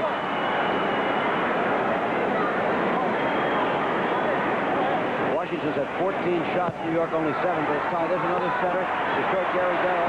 Now Yarushi shooting, and the goalie saves it. Bergenmeyer smothering the ball. Let's take that other look again. Let's take a look at Askew again. This time he gets round Ricky Davis. Now he decides not to shoot. He pulls it away. There's his shot, which is blocked. And I think that's Horvath with that thunderous left foot running in for the left there, but Eskandarian there to block the shot. Another good chance for Washington. Now a good chance perhaps for New York as they set it up in their end of the field. Over to Ricky Davis. He heads it back to Canaglia. Looks like Ricky might have had a shot himself if he had taken that ball down. However, Canaglia out in an unaccustomed place, the 35-yard line almost. Back to Bogey, and now Giorgio will go down to his accustomed home near the goal mouth. Carlos Alberto now coming up. To Di Bernardo, the shot by Angelo. Not a strong one. It was a good quick run by Di Bernardo there, and of course, I think what prompted Carlos Alberto's pass was the fact that Di Bernardo ran so quickly into the space. Carlos Alberto delivered the ball immediately, and Bernardo, who was running at 90 degrees to the ball, got off that shot very well, but he didn't get enough on it. Stadium here in Washington looks more like a Redskins home game than what they've gotten in the past for soccer. Here comes New York again. Romero. And Irwin has it. It's a 1-1 tie. Back again live. An indirect free kick has been awarded to Washington. Sonny Askew. Lost it towards the center. Headed away beautifully that time by Durgan. And here comes Di Bernardo all by himself. There are 2 defenders down here if they can get to him. Yep. Here comes Drakey, number 19, with Di Bernardo now. The shot up and over, and it'll be a goal kick for Washington. We're looking at Di Bernardo, who's sort of smiling and not worrying too much, but who we might be looking at is Canaglia, who looked absolutely disgusted when that shot from Di Bernardo came in, because obviously that was not a place to take a shot from. You've got to be very, very accurate to beat a goalkeeper from that angle, and Canaglia again was in the middle where he would have had a much better angle and a much better chance. 1-1 1-1 is the score. 17 minutes, 55 seconds remaining in regulation time. Robert Yarushi, who scored the only goal so far for Washington, gets it down to Alan Green, who is called offside again. And the ball will go over to New York. There's Alan Green. He's frustrated this afternoon. Young Durgan's been all over him. Sometimes perhaps a little too much all over him. Certainly Green feels that way. Yeah, I think I feel that way too. Here comes Green by himself. Again, he's offside. Now remember, offside means he was offside at the time the ball was passed to him.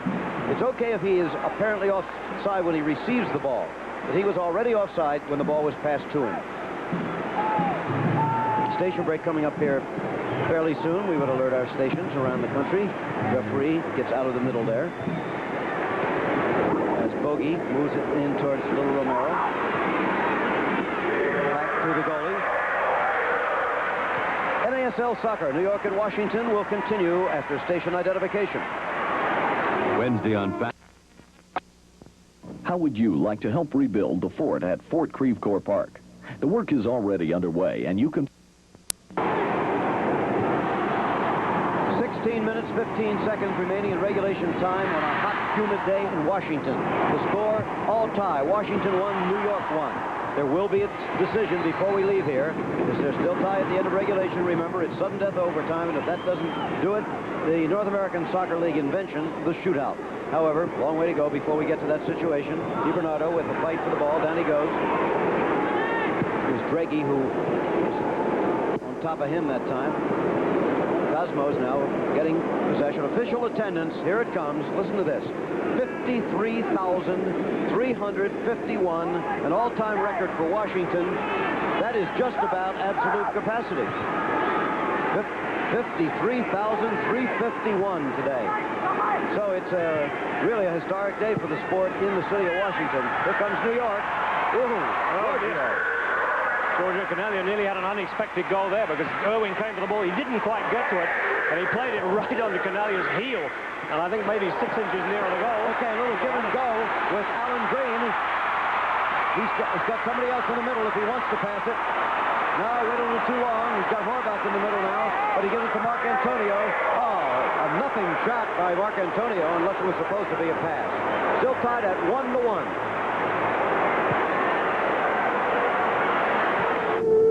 Johnny Rutherford, winner of the 1980 Indianapolis. More than 53,000 on hand as the Washington Diplomats battle the New York Cosmos at RFK Stadium in Washington. Official temperature 85, field temperature at our latest reading on a thermometer down there 106, humidity 61%. The score 1-1, New York and Washington. Just under 14 minutes to play. This is also the largest crowd to see any North American Soccer League game this year, any place, including New York. A man down on the field. George will have injury ties, but yellow card given to Naskin. Dragon does it again. Well, referee Toros Kabrickian says that Johann Naskin there gave an elbow in the back of the head to Joe Horvath right here. Horvath has been down. Injury time was called. The clock was stopped. But now we're back in play with 13 minutes, 25 seconds left in regulation. The score tied 1-1. And here comes Angelo DiBernardo. Canaglia, of course, in the middle, as always. And Romero moving down beside Canaglia. He's got both of them in the middle. Puts it out to Bogey. Now the forwards are drawn out of the penalty area at the moment. Canaglia moves just inside, and Mijatovic is there to take the ball away from him. Nicky Mijatovic. But he's not too good at keeping the ball. He's good at getting it. Oh! Wow! A near thing we had there. Offside, called. Well, another offside call, which really didn't look like an offside call to me, but Bill Irwin was out very quickly. This is Bogey pushing the ball through. Well, in fact, there may be another player offside there. Yeah. Yes, I don't think Romero, who ran through, was offside, but there was another player who was ahead of him there, Canaglia possibly. I think that was Cabañas this time. Cabañas He just came into the game in the second half. Side of him. Who was going to try to take the shot. Well, the constant roar from the big crowd continues. They want to see the white shirt score. As far as they're concerned, Guys in the white shirts are the good guys today. The home team Diplomats. It's 1-1 though. 12 minutes, 5 seconds remaining in regulation. The sun continuing to burn down on the field. Constant action, remember. No timeouts. No team timeouts. There's Cabañas, the 19-year-old. Remember, there are two teenagers from Paraguay in the Cosmos lineup. Don't get them confused. 19 is Cabañas. 7 is Romero. Now we have Carlos Alberto moving in, getting it to Romero. And he chipped one toward the goal, but it's too high. He was trying to chip that right into the upper right-hand corner. He knew Bill Irwin was off his line there, and if he can spin that ball so that it drops, he has a goal there. You see how Bill Irwin had to go racing back for that. Incidentally, if viewers can hear a lot of very hoarse shouting from one person in particular when the play is down that end, the man you can hear is, in fact, Bill Irwin, the goalkeeper, who's constantly yelling instructions at his defenders. 11 minutes, 15 seconds remaining in regulation time. Still 1-1. If you've just joined us, the Cosmos in blue, Washington in 1. In white, Naismith now with the ball. Boy, he can go all day and all night. That's just what he's been doing. Sonny Askew, however, this time comes up with the ball for Washington and gets it to Janssen. Janssen going for Green, and again he's offside. Well, this time he was played offside by Durgan. Intelligent, rather risky, but it worked well moved by Durgan there as the ball was pushed through by Janssen. Durgan made no attempt to go with Green or go for the ball. He just moved up, and Green was caught offside. You might explain what playing him offside means. In other words, he intentionally moved up ahead of the field. Exactly. Right. Yeah. All right, there's Sonny, the kid from Baltimore, who's been very much in the action today, replacing Lozano, who is out because of a red card. Now we have Janssen going for Mark Antonio. Mark Antonio to Askew. Askew has Green in the middle if he wants him, if he can get to him. Romero knocking the ball away. Askew one turn too many there. Well, there's an interesting little episode there. Bogicevic is turning around to see what that was all about. And what it was all about was that man there, Mark Antonio, hanging onto the back of Bogicevic's shirt and being dragged along as though he was on the skateboard. Pick him up, pick him up. All right, the referee just says pick him up, get him on his feet. I told him not to tap. Pick him up. Pick him up. This is a tough game. The referee is in charge. Only he can call injury time. Right now, he could decide that the game should go on with the man on the field. Now, you see Bogicevic breaking. Now, on the right there is Carmine Marcantonio. He reaches out a hand here, grabs a large piece of shirt, and goes sliding along, rather as though he's surfboarding or whatever those things are that people do when they slide along. That's called water skiing, Paul. Yes, well, it's called a foul in soccer. Anyway. Okay. So. If we've ever seen an obvious foul, that was it. There's Bogey, he who was offended. The score tied 1-1. We'll be back.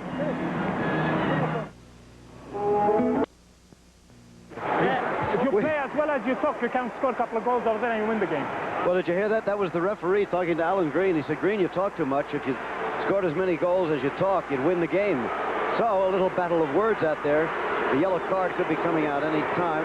Joe Horvath is coming out of the game. He's played all afternoon and he's played hard. Coming into the game, replacing him is Ken Mokajoa, number 15. Of course, he's noted for speed. Now, what they'll try and do with Mokajoa, without a doubt, is to spring him loose on this right wing where he can simply outpace people. Romero with the ball for New York with 9 minutes, 45 seconds remaining in regulation. The score tied 1-1. Oh, Cabañas to Canalla, and Irwin gets it.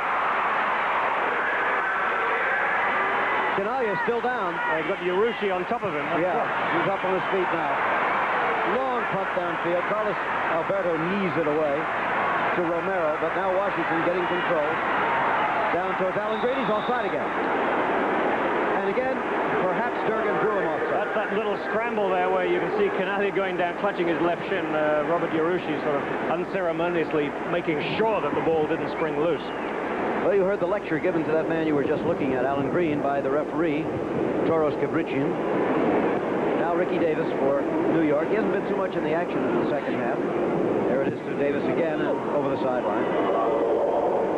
So we'll have a throw in. 8 minutes, 45 seconds remaining in regulation. 1-1 the score. There's Ken Mokajoa, who just came into the game replacing Horvath. 15. He started off over on this side of the field, but I see they've moved in very quickly over on the left side of the field. Ken Mokajoa, 25-year-old South African. He's fairly big, 5'11", slender, 155 pounds. Limited action so far this year.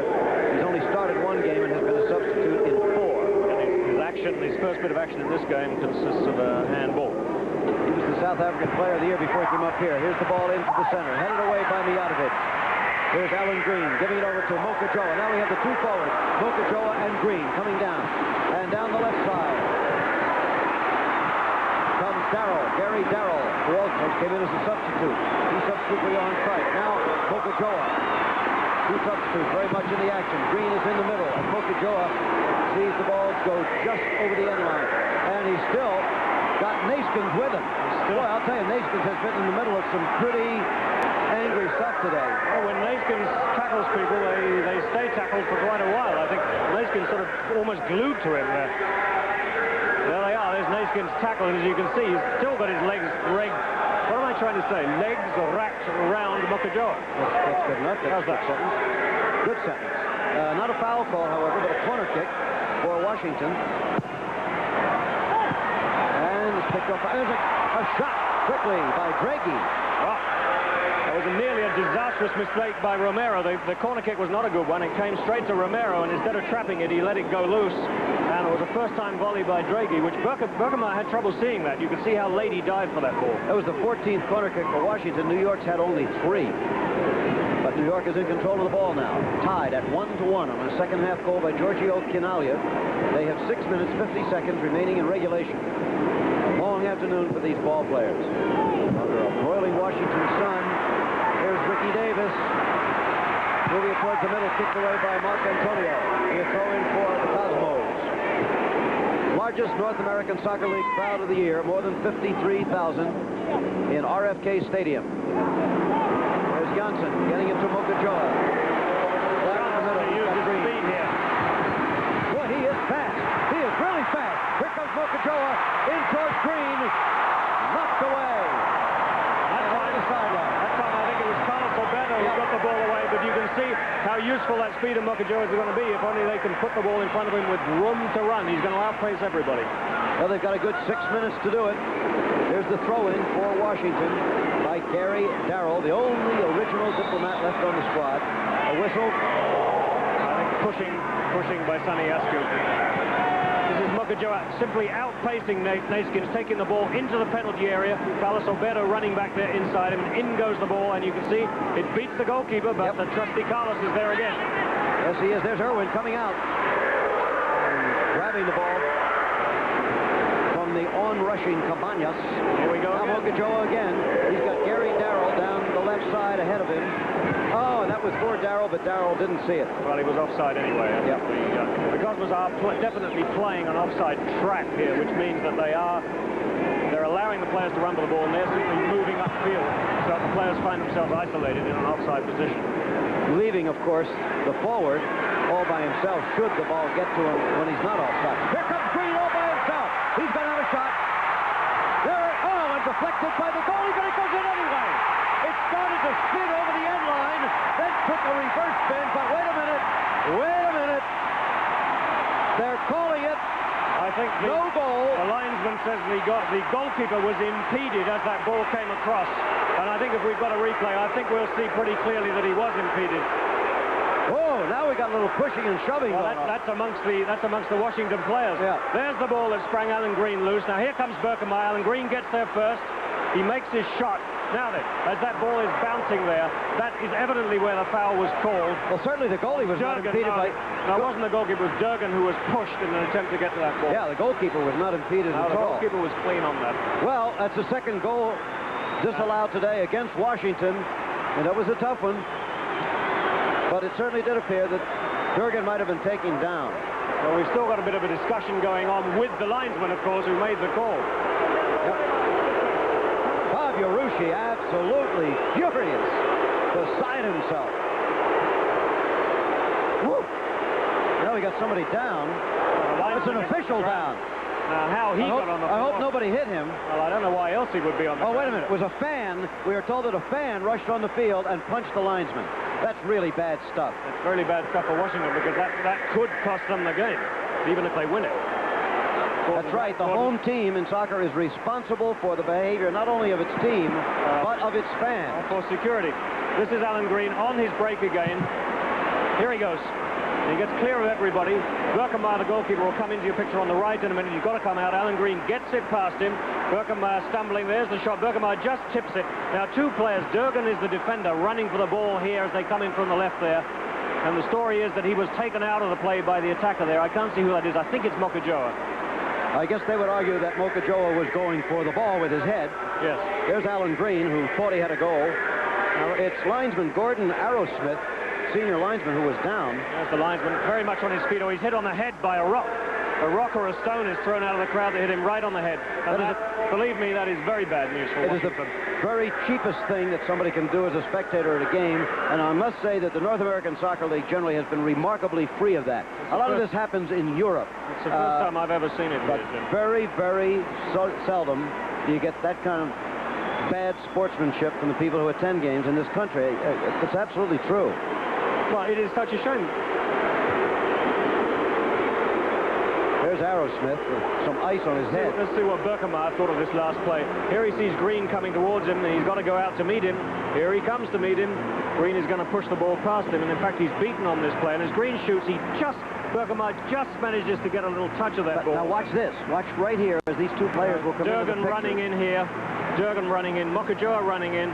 The story is that the foul was on Durgan. Now, I think Washington have cause for complaint. I do, too. I think he was going for the ball. There wasn't much contact, and what there was legitimate. Certainly looked like Mokajoa was going for the ball with his left foot. I didn't see any intent on the part of Mokajoa to take Durgan out of the play there. But, of course, what happened while all that was going on was, I think they both missed the ball, and it ran through into the goal. Another look. Here comes the ball from your left. Mokajoa going for the ball. The contact is very slight, and it's down at foot level. He also put his hands up as if he did not want to go into... Well, I don't think he wants Durgan running into him, that's for sure. Let's go down to Vern on the field. This is a tough scene here right now, unfortunately. Okay, we've got Gordon Bradley. Gordon, you talked with Horace Cabrician. Why did he say the goal was disallowed? He said that there was obstruction on the Diplomat play as the ball was going onto the net, obstruction against one of the Cosmos players. He said the linesman made the call, and he said it was a good call. You obviously would disagree with that. 3 minutes and 53 seconds to go. I've got to disagree with it, yes. Okay, Gordon, thank you. Jim? Well, Gordon's got the time exactly right. It is 3 minutes and 53 seconds from the end of official time. Another look. The game still has not gotten underway again. Injuries in time for a linesman. Here's another look. Judge for yourself as to whether you see... There is Durgan in blue. Now, in white from the right. Does that player there take Durgan out of the play, or is, in fact, the ball gone past him before any contact occurs? And how much contact was it? I would say it was a very debatable decision. Now, Johann Cruyff has been ejected from the field, even though he's not in the game. And Joe Horvat, who also was not playing. Horvat was certainly involved in the incident, and when you remarked at the beginning of it, we've got some pushing and shoving going on. It was the Diplomat's own players trying to push Horvat out of it. They didn't save him the problem of a red card, though. There's Bob Yarushi. He is still in a hot state of temper out there on the playing field. That's the trainer trying to quiet him down. It is tough for Washington. I'm amazed at how, if I can use the word diplomatic about it, Gordon Bradley was. Cruyff and Horvat both ejected from the playing field by referee Cabrician. But on that play, it appeared to me, Paul, first of all, that the Cosmo player, young Durgan, was in the air before any contact took place and was headed out over the end line. Also, it appeared that Mokajoa was going for the ball. I agree with you entirely, and it also looked to me like the ball had gone past before the contact occurred. Well, more physical contact immediately. I hope that's not a sign of what we're going to get, because that was a very unnecessary tackle from Mahara on Cabañas there. 3.5 minutes to go. That's unofficial time, remember. Only the referee keeps the official time. Here come the Cosmos. The game is tied. It goes into Canalia. Taken by Yarushi. Back to the goalie Irwin. Now, can Washington turn their temper into successful aggression, or will it cost them? They've certainly got enough noise behind them. Listen to that noise. 53,000 people screaming. Over the sidelines, we'll have a throw-in. Sonny Askew for Washington. Under 3 minutes now. Mark Antonio with the ball for the Diplomats. Lost it towards the other side. Mokajoa with a header that goes to the left of the goal. Mokajoa not too far off with that header. Watched very calmly that ball by Birkenmeyer, but I wonder if he wasn't watching it a little too calmly. There's the cross from Marc Antonio. Birkenmeier comes out, goes back. There's the header from Mokajoa. A foot and a half wide, maybe.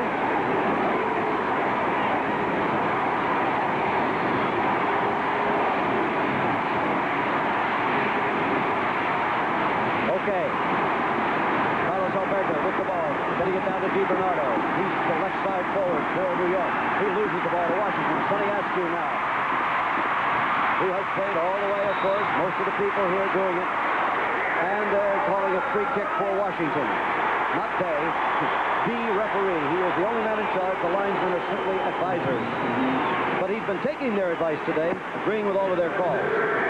Long one that Ricky Davis picks off. 1 minute, 50 seconds left in regulation time. Mokajoa with the ball. Slipped a little bit on the grass. Lost it to Ricky Davis. Now here come the Cosmos. It can still be won in regulation. 1 minute, 40 seconds left to go. Here comes Romero in the middle. Kicked away by Marc Antonio. Mokajoa, the speedster now, moves up past midfield. Sonny Askew in the middle. Green's moved over to the left this time. Mokajoa with the ball. Gives it out to Janssen. Let him distribute it. See who he finds, and again we have a whistle for offside on Green. An inordinate number of offsides against Alan Green. Yeah, well, he's a very quick little player, and he likes to make those darting moves immediately the ball is played. If it works, of course, you're free of the defense, and he's managed that 3 or 4 times this afternoon. It's looking very much like we'll go to sudden death overtime here. Exactly 1 minute left in the game. 1 minute to go in regulation time. There's Cabañas with the ball, the young substitute from Paraguay, and kicked it right into Draghi. Now, it looks like it'll be a corner kick for, no, a goal kick for Washington. Yeah, yep. Last touch, Cosmos. So they'll have one more shot with 38 seconds left in the game. When I say a shot, I mean one more opportunity to bring it downfield, but Irwin's taking his time. Maybe he just as soon go in and take his chances with sudden death. 25 seconds to go. The long punt downfield towards Sonny Askew, headed away by Eskandarian. Now we have 19 seconds left to play in regulation. Eskandarian moving it towards Cabañas, headed away by O'Hara. Marc Antonio now for Washington. And here comes Daryl. We've got 9 seconds, and there'll be no score in regulation. We're going to go to sudden death overtime. 4, 3, 2, that's unofficial time, of course. There's a whistle. And the game ends. There's Robert Yarushi, who scored the only goal so far for Washington. But we will go to sudden death overtime. And all of you at home, we hope you'll stay with us. The decision yet to be made. Washington 1, New York 1. Canalia's angry. Weisweiler's trying to keep himself in control, but everybody else is sore and hot, and on we go. Yet to be made. Washington 1, New York 1. Canalia's angry. Weisweiler's trying to keep himself in control, but everybody else is sore and hot, and on we go. Paul Gardner and Vern Lundquist at RFK Stadium, where a record Washington crowd of more than 53,000 is watching a tremendous North American Soccer League match between Washington and New York. That's the coach of the Cosmos you saw, Hennis Weisweiler. Biggest crowd of the year in the league. The temperature, brutal. It's 85 degree officially, but 106 on the playing field. Humidity, 61%. There you see a look at this tremendous crowd on a beautiful playing surface, by the way. It's real grass, drains very quickly, and has a very low crown, if any, in the middle, so there are no funny bounces out here. Okay, now we've had a lot of controversies in this game. The most recent, an apparent goal by Alan Green of Washington, but there's one of the fans looking on. You can see that he's perspiring a bit. As we go back again, let's see what we're going to see here, Paul. Well, this is the thing that led to why this crowd, I don't think anybody's left the stadium, why they're all here, and why they're all making such a lot of noise, and why they're all so hot. This was a break in the clear by Alan Green. You can see him outpacing the whole defense. Now we're behind the goal. He's running towards the goalkeeper. The goalkeeper obviously has to come out to meet this. Here he comes to the right of your screen there. Alan Green begins to move the ball past him. The goalkeeper dives. Alan Green kicks the ball. It just strikes the goalkeeper's shoulder, goes up in the air, and now here comes a defender to try and clear the ball. In the blue, this is Durgan, and on his right, here comes Mokajoa to try and play it. Now then, the call is that Mokajoa fouled rolled, in other words, made body contact with Durgan, which prevented him from clearing that ball. Our opinion here, or at least my opinion, I think you agree, Jim, is that the ball had already gone past Durgan when the contact was made, and that indeed the contact wasn't that bad. I agree totally, and we have a couple of other expert pairs of eyes in the booth who just nodded, yep, you guys are right. However, the referee is the only one who makes the ruling. Well, the linesman, in fact, called that, didn't he? But the referee, of course, could overrule him. The linesman called it. The referee could overrule him, did not, said it was a good call, and the linesman, unfortunately, suffered somewhat for that because there was a big discussion centering around the linesman in the corner, and finally somebody threw a stone which bounced off the linesman's head and knocked him to the ground, which could be very, very costly indeed for Washington if they win this game, because I imagine it would be appealed. Giorgio Canaglia having a little conference with the officials out there. I don't know whether he's complaining or agreeing, oh yes, you guys made a really good call on that. Well, this is the goal with which the Cosmos tied it up. A ball from Carlos Roberto going in, up goes Canaglia, and a sort of looping header. Irwin on his line, dives, but of course he's too late to get there because it was so beautifully positioned, just under the bar and just inside the post. Well, it looks like it'll be the 6 o'clock shuttle for us, Paul, not the 5. Well, I was on the 5:30 anyway, actually. So. Well, you always are more foresighted than I. That's right. There's Weisballer, the coach, prowling the sidelines a bit, a bearish man at age 62, a very successful coach in Germany. There's Yarushi, whose temper, well, I was going to say almost got the better of him. It did get the better of him, but his teammates kept fending him off. Yes, he was being pushed away from everybody inside, but even a good, I would think 5 minutes after that incident, he was still steaming about it. Incidentally, Joe Horvat was thrown out of the game with a red card, even though he was not playing at the time. He got a red card, and that means he will have to sit out the next home game here, which is against Fort Lauderdale on June 15th. Now, Cruyff was given a second yellow card and ejected from the game. The 2 yellows, although a red they make for ejection purposes, do not make you sit out the next home game. No, not so necessarily, I think. Yeah. Well, there's a point system that goes in there, too, but that's too complicated to go into right now. We're going to take a break here before the first 7.5-minute sudden death overtime period. It's 1-1. Exciting spring continues for us at ABC Sports. There's Larry Holzer, young American.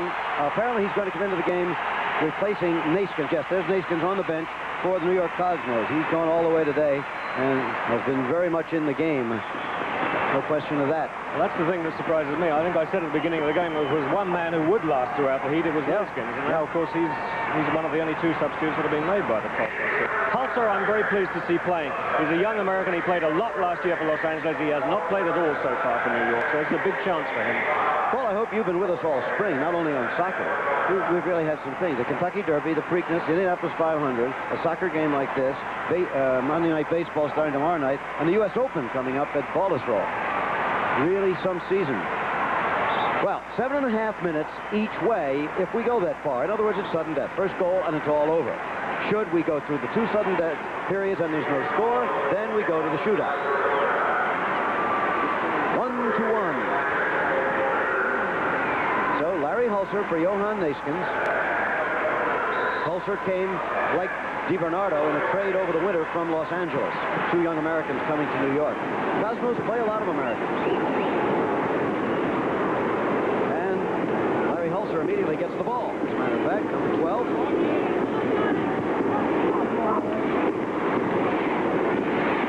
Larry Holzer out of St. Louis, which of course is a hotbed of soccer in the United States. Although oddly, at the moment at least, they don't have a team in the North American Soccer League. But at the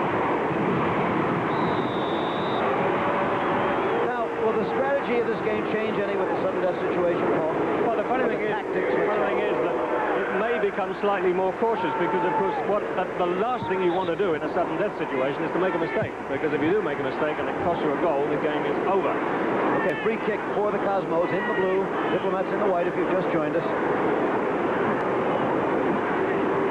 Earlier here we had a linesman, not a player, a linesman down on the field. There is the chip kick, a nice, lovely touch by Roberto, and a whistle. A very quick whistle there. Yeah. Romero in on the goalkeeper, making contact with the goalkeeper, Irwin, as he went up, and a very quick whistle from referee Cabriccian, who doesn't want any more trouble.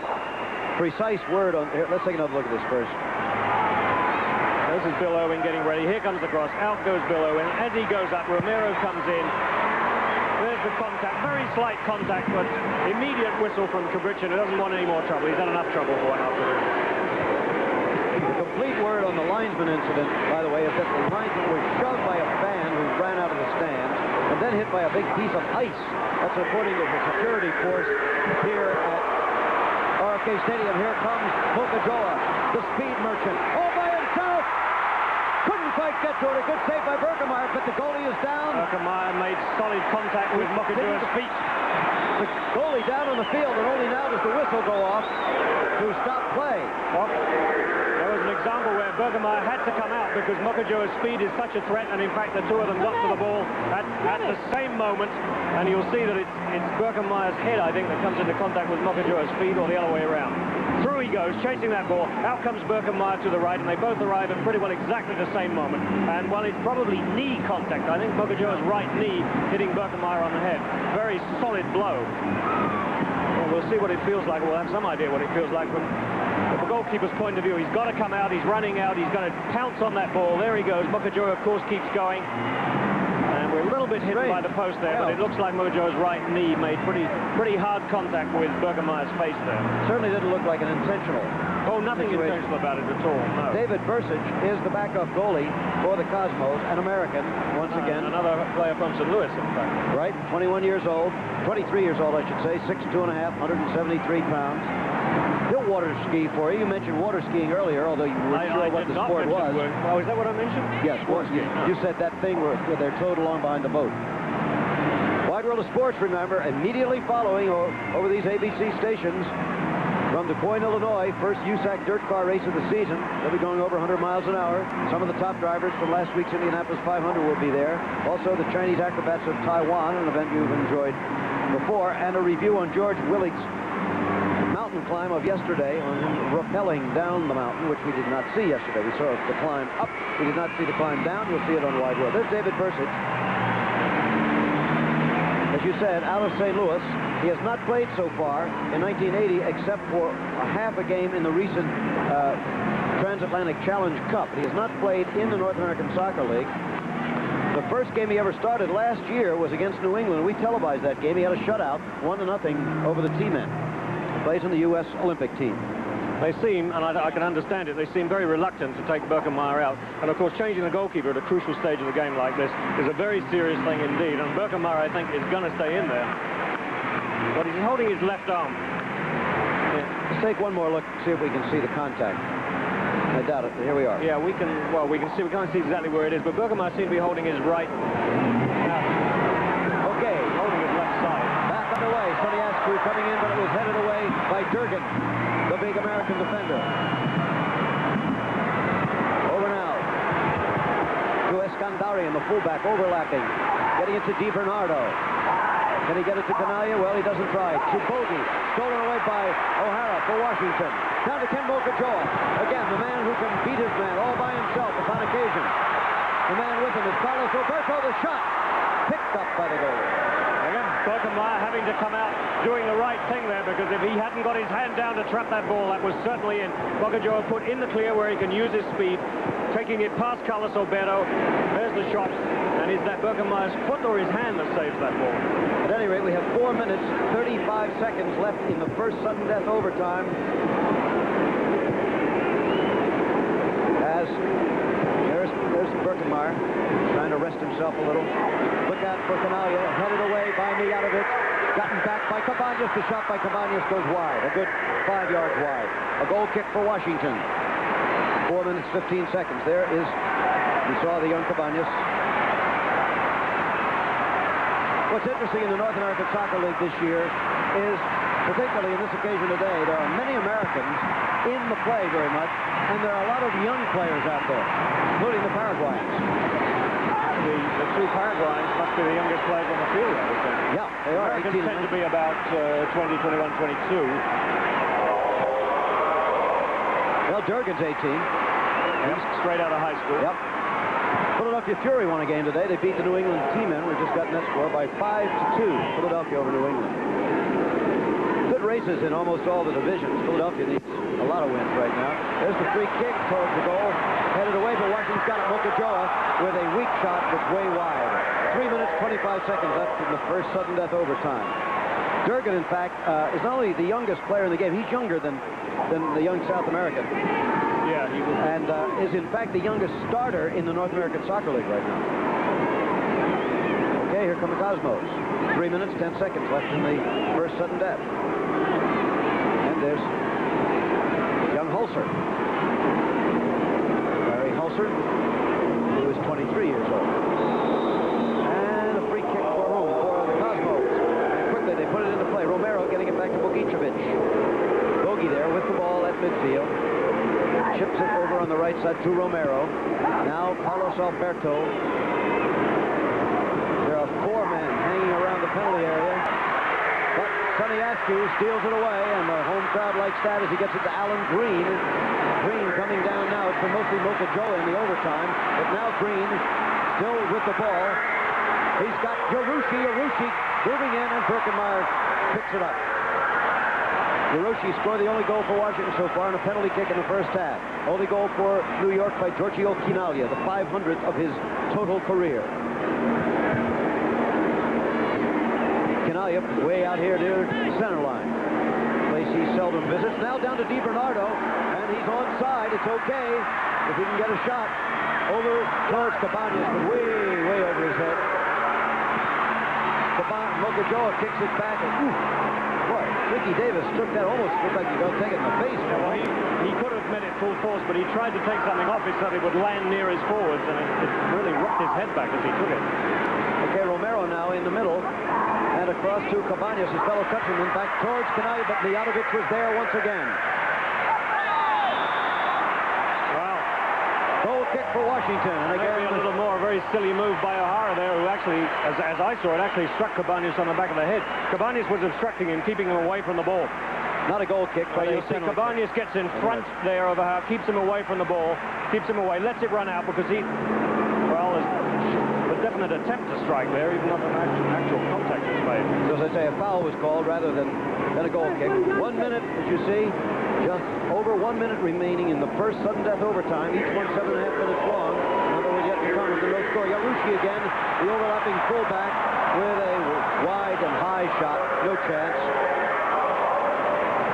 Bob was very angry earlier, and we conjectured as to whether that anger would throw him off stride or whether he'd be able to channel it. Perhaps he isn't channeling it too well right now. Now we have 40 seconds unofficially left in the first of 2 sudden death overtimes. If no score eventuates, we will go to the shootout, headed away again by Mijatovic. He's had a long and productive afternoon against Giorgio Chinaglia. Now Irwin, the goalie. He really talks it up out there, does Bill Irwin. But he told me yesterday, I said, well, what happens if the players all down the other end? He said, oh, I haven't got even to talk to, I talked to myself. But of course, the play hasn't all been down the other end by any means this afternoon. I don't think he's had any reason to talk to himself this afternoon. Okay, Yarushi is hollering for the ball, but it's a long kick down towards Mokajoa. He heads it momentarily, trying to trap it with his head, really, but couldn't do it, and we have a whistle. The score is 1-1, and that's the end of sudden death overtime. First one. Keyboard of the New York Cosmos. In the center, Coach Hennis Weisfahler. On the left, Terry Garbutt, assistant coach. And now over here, Gordon Bradley leaning forward with the red stripes on his shoulder, the coach of Washington. Here's the situation. We go to the second sudden death overtime. New York won, Washington won. A long afternoon before a record Washington crowd, largest crowd of the year in the entire North American Soccer League. It's almost 20,000 more than they've ever had before in Washington, more than 53,000. And now the Dips with fighting for the ball, but not getting it at the moment. A little battle between Mokajoa and Ricky Davis. And who are they going to give it to? They're going to give it to the Cosmos. It's a free kick now. Davis doing something very stupid. Free kick for Washington. Kicking the ball away. They have changed sides, and now remember, immediately following the soccer game, we will go immediately to ABC's Wide World of Sports over these ABC stations. Wide World of Sports immediately following the resolution of the soccer game. Tommy O'Hara chipping it into the middle. Green heads it further into the middle. Holzer takes it for the Cosmos. Here they come. They got 4 men coming down front. Up it goes to Chinaglia. The second of sudden death overtime. Chinaglia still with the ball. In towards the middle, and he had DiBernardo, but couldn't quite get it to him. DiBernardo would have had an excellent shot. And here comes the Dips. That's Mijatovic in an unaccustomed offensive position. He's the defender who's been on Chinaglia all day. Determination in that run, though, because I didn't think he was going to get to that ball before the defender, but he just Mokojoa almost losing it, but not quite. To Mark Antonio. And then it comes into Alan Green. Alan Green has a shot! Picked off by Birkenmeyer. Great save by Birkenmeyer, because that ball, not only was that ball going in if he didn't, but if he'd even touched it out, Mokojoa would have put it in. That ball had to be caught. This is Alan Green going through, and he'll hook a right foot shot there. Now this ball has to be caught. It has to be held, because if he lets it go, Mokojoa is right there. Here come the Cosmos. Romero, and a weak effort there. Picked off. Canalia shouting at somebody.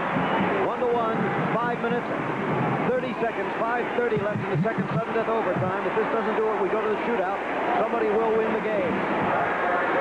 If you've just joined us, it's tremendous action. North American Soccer League. Here comes Mokojoa again for Washington. This could do it. The shot off the goalie over the end line. It'll be a corner kick for the Diplomats. Birkenmeyer being called upon to make a marvelous save again, because Mokojoa just pulled his way through there, got past everybody, and again, if Birkenmeyer doesn't make the save, the game is over. Again, the center for Washington. Comes out to New York. Volkicevic. 3 men coming downfield. We have Cabañas. There's Cabañas with the ball. DiBernardo down the middle now. Canalia is not there. And a whistle. Draghi. Free kick for New York. A handball by Draghi, and that really was about all he could do, because the little chip from Cabañas was over his head, and DiBernardo was going to get it. So Draghi knew he was outside the penalty area, committed the foul, the handball. 4 minutes, 30 seconds left unofficially in the second sudden death overtime. The wall put up by Washington. Just about everybody in that wall, too. Yeah. And it's Canalia with the kick into the chest of one of the Diplomats. He gets it back, however. Takes a shot. No chance. Listen to the crowd. That's all you have to do here. You get an idea of what the mood is like at RFK Stadium. Mokojoa, that's Daryl. Gary Daryl with the ball. Here he comes, the oldest of all the Diplomats. A shot by Green into the side of the net. A bundle of players down. Unfortunately, too many Diplomat players in the same place at the same time. Daryl and Green getting in each other's way there. There must have been an opportunity there somewhere. So stand by for Wide World of Sports. And meanwhile, if you just joined us, you're getting an indoctrination into North American Soccer League excitement. And boy, it's a good one today. Look out. That was almost trouble again. It was trouble already, but it was almost a goal. There you see it visually. Wide World of Sports coming right up. As soon as the game is over, and it can't go too much further, of course, because we now have 3 minutes, 15 seconds left in the second sudden death. After that, it's the shootout, in which 5 players from each team go one-on-one with the goalie. Whichever team scores the most in those 5 attempts wins the shootout. It's not the same as a penalty kick. In the shootout, the goalie is allowed to move. The player starts with the ball from the 35-yard line. All right, Larry Holzer now, a late game substitute for the Cosmos.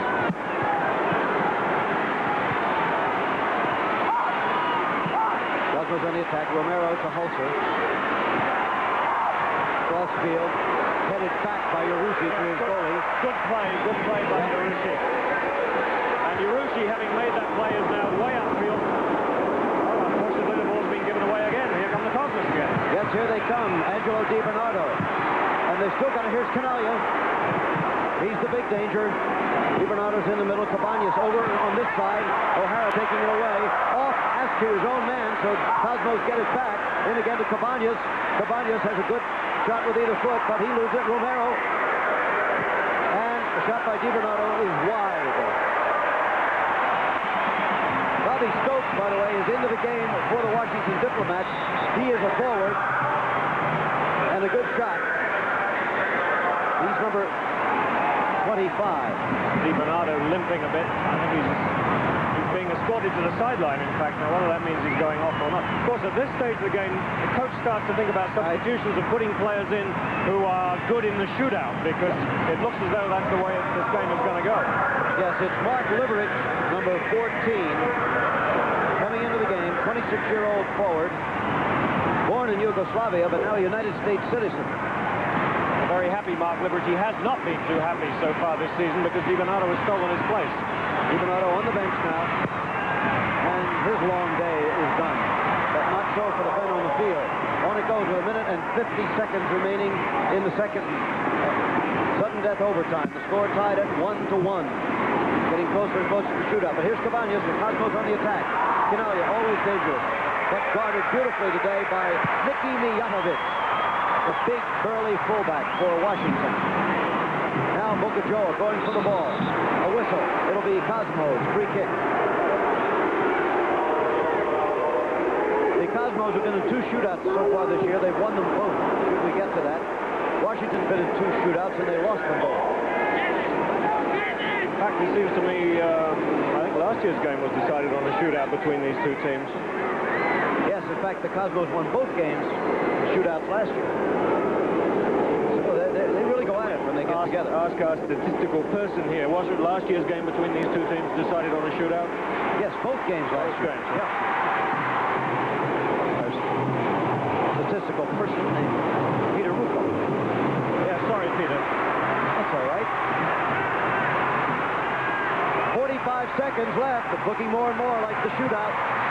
Wide World coming up right after the game. Headed away by Yarushi. Again a whistle.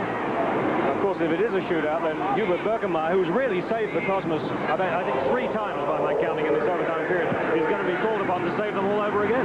25 seconds left. That's all. Washington with the ball.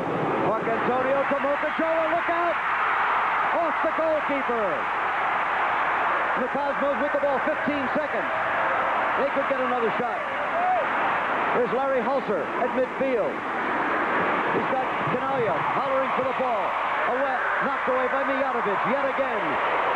Kick way back over not over the end line, but to the goalie, and that's it. We're going to go to the shootout. Let's have a look at the last save by Birkenmeyer's final opportunity, and this time once again, because Bocajoa, you see, is getting the ball free, and he's going to get off his shot, but his shot is immediately smothered by Birkenmeyer right on top of the ball. And considering that he was shaken up barely 5 minutes ago, that's quite a remarkable play. All right, let's make it crystal clear. It's not over yet. We're going to go to the shootout, and you will see it live here at RFK Stadium in Washington. The crowd, 53,000 and more. Wide World of Sports still to come this afternoon. Standing by at our studio in New York, Frank Gifford. Frank, how do you like this? Let's go to him. Yeah, I've been watching. It is really a barn burner going on. The shootout coming up, and of course, Frank, here we are live again before the 53,000 and more in RFK Stadium. Now, here's how the shootout works. Each coach must select 5 of his players and put them in a list in the order in which they will shoot and present it to the referee. Each of those 5 players takes a shot. The teams alternating.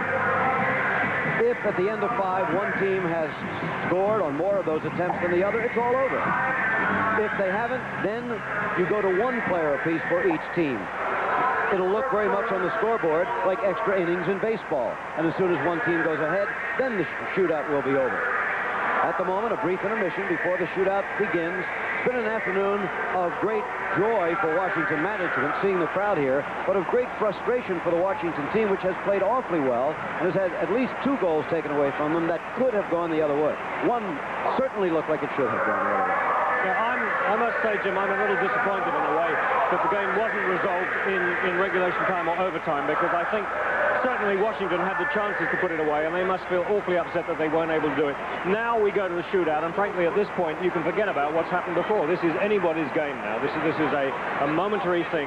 Each 5 seconds that comes along that the player has to put the ball into the net, that can decide the game. You can forget about what these teams did for 90 minutes plus those 15 minutes of overtime. There's Johann Cruyff. He still won't go home. They threw him out of the game, but he's sitting in the stands. I'm a little puzzled as to why he's not on the bench, is he? I don't think so. Let's go down to Byrne on the field. Okay, Jim, I'm standing with a very tired Giorgio Canalia. You look a little bushed. I think everybody was tired. It was, 100 degrees on the field. All the players, they give their best. It wasn't a nice game, but, what can you do? Do you feel, Giorgio, in any sense, fortunate to be in the shootout? Do you think Washington may have outplayed you today? Washington had the better opportunities. We are a little bit fortunate today. Once again, we're at that point where the league's leading scorer of all time is not going to participate in the shootout. Is that correct? Well, I'm in the second round if we get the second round, Okay, Giorgio, thank you. Let's go back to Jim and Paul. That's true. Giorgio doesn't have much confidence in himself in the shootout, does he? Oh, I think that's a very interesting point, because the fact of the matter is that the shootout is to some extent an artificial concoction, and a player who can score good goals and great goals, which Canario scored during the normal course of the game, cannot necessarily do well in the shootout, and Giorgio knows this. Let's say it straight out. You don't like the shootout. I'm not too keen on it. There are those who do, however, and of course the main idea is to resolve the issue. Well, there's a man who's going to be instrumental in this, and of course he was hurt in the game, and in fact, as the overtime ended, he was holding an ice pack to his left arm. Standing by for Wide World of Sports coming up next, right after the shootout. And as we said, the shootout will end within a matter of minutes. We can't go any longer than when one team gets ahead, after if it goes any more than 5. It can end sooner than that. Carlos Roberto, number 5, had a great shootout goal in the playoffs 2 years ago. An absolutely marvelous goal in a long, long game against Minnesota. Minnesota had killed the Cosmos in the first game out in Minneapolis. And then the Cosmos won the second game. They went to the so-called mini game, and then they went to sudden death. Then they went to a shootout. And it was the last man, Carlos Roberto here, who did a real fancy move where he bounced the ball off his knee and then he has his own method of doing it, and that is that he flicks the ball up in the air and bounces it. Now, at that point, the goalkeeper has all sorts of problems, because if he comes running out, Carlos Roberto is going to lob it over his head. If he stays on his line, Carlos Roberto pushes it forward, picks his spot, and fires it past him. Not many players, though, have the confidence to do that. All right, Carlos will start from the 35-yard line. He can do anything he wants within 5 seconds. There's a clock. You only get 5 seconds to shoot. The goalie can come out, can stay on the line, anything he wants. Not like a penalty kick. There is the clock, and watch it. He must shoot before it goes to 0. 5 attempts for each team. Whistling, booing, hooting, and hollering from the home crowd here. Most of the booing in this instance, of course, is for the linesman who disallowed that apparently good Washington goal with a few minutes to go in regular time. And now we got a problem with the clock. It was at 5. Now it's down to 0.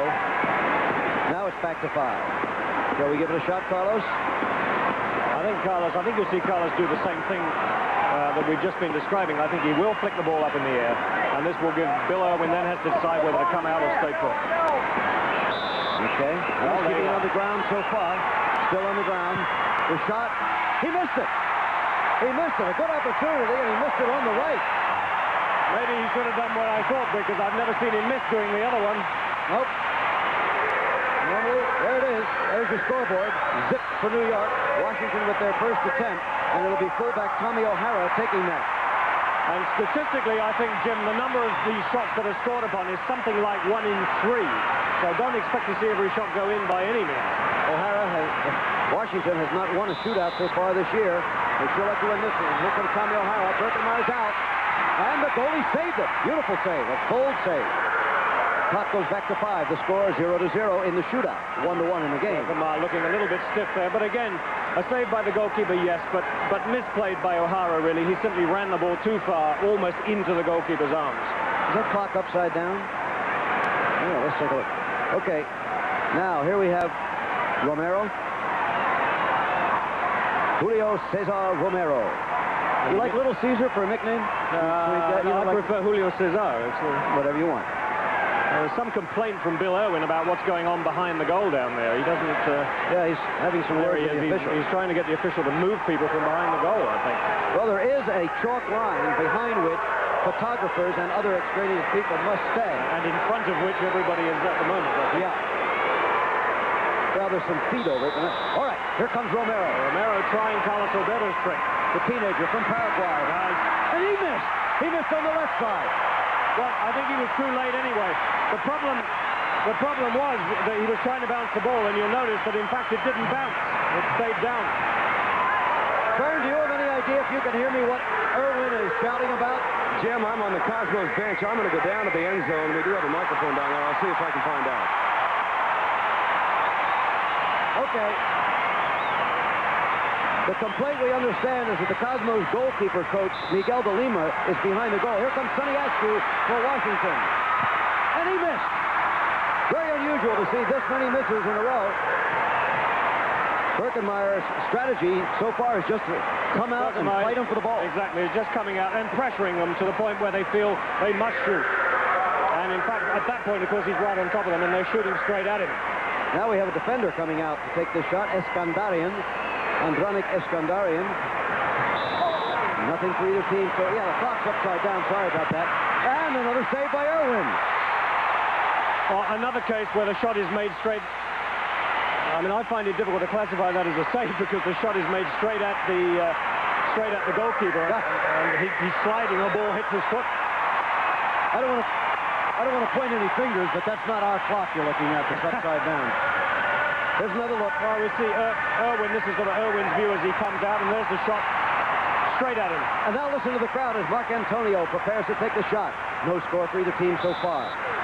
5 men to shoot all together. Here comes Simon Mark Antonio. And it hit the post. Well, you can't get any closer than that. This time he did have Birkenmeyer beat.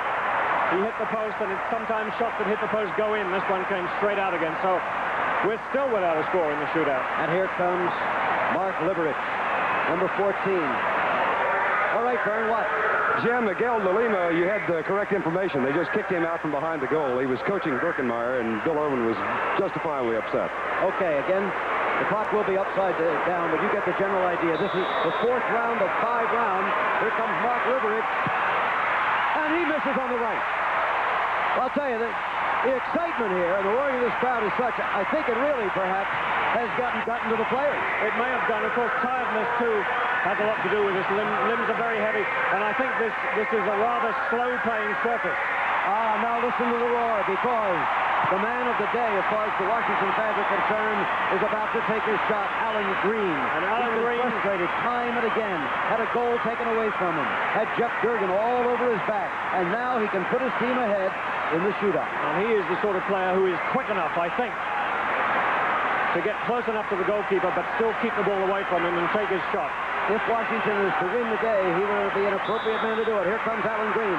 Out comes the goalkeeper. Here comes the shot. He has to do it, and he misses. Well, he lost control of the ball at a critical moment. The ball seemed to stick, and he ran ahead of the ball. He had to go back for it, and by that time, of course, Birkenmeyer was all over it. So the shootout remains scoreless, and here comes Vladislav Bogicevic, the Yugoslavian midfielder for the Cosmos. A man who seldom scores goals, except lately. He has scored 2 goals since Weisballer took over the team as coach, and here comes Bogi. He's such a cool player, too. He is capable of chipping the ball over the goalkeeper. And he scores. Washington down to their last shot now, or else they're going to lose it after a long, long afternoon before the biggest crowd they've ever seen at home. And that's you see there why Weisballer is a little upset that Bogicevic doesn't take more shots, because he has a very powerful left-footed shot. He hit that at the goalkeeper, but it was simply too strong. It went straight underneath him. Last chance, and look who it's going to be. Robert Yarushi, the Canadian who scored their only goal today on a penalty kick in the first half. The man who was so irate during the incident with the linesman and the disallowed goal. What it would mean to him to tie this up right now would be hard to explain to you. The Canadian against the German goalkeeper. This is it. Watch the clock. Here's the shot, and the Cosmos have won it. After 90 minutes of soccer, after 15 minutes of sudden death overtime, and after a shootout going to the last round, the New York Cosmos have again beaten the Washington Diplomats in an overtime shootout. A happy Hennis Spice parlor there. What a day. We sure hope you'll be with us next week. And we got fans on the field, but they're getting them under control. Unfortunately, it's in here. Next week, remember, Tampa Bay at Fort Lauderdale. That will be a bitter rivalry. Coming up next, EBC's Wide World of Sports. And I mean right now, travel arrangements made through and a promotional fee paid by United Airlines. United flies more people to Hawaii than any other airline. That's what Friendly Skies are all about. This has been an ABC Sports presentation.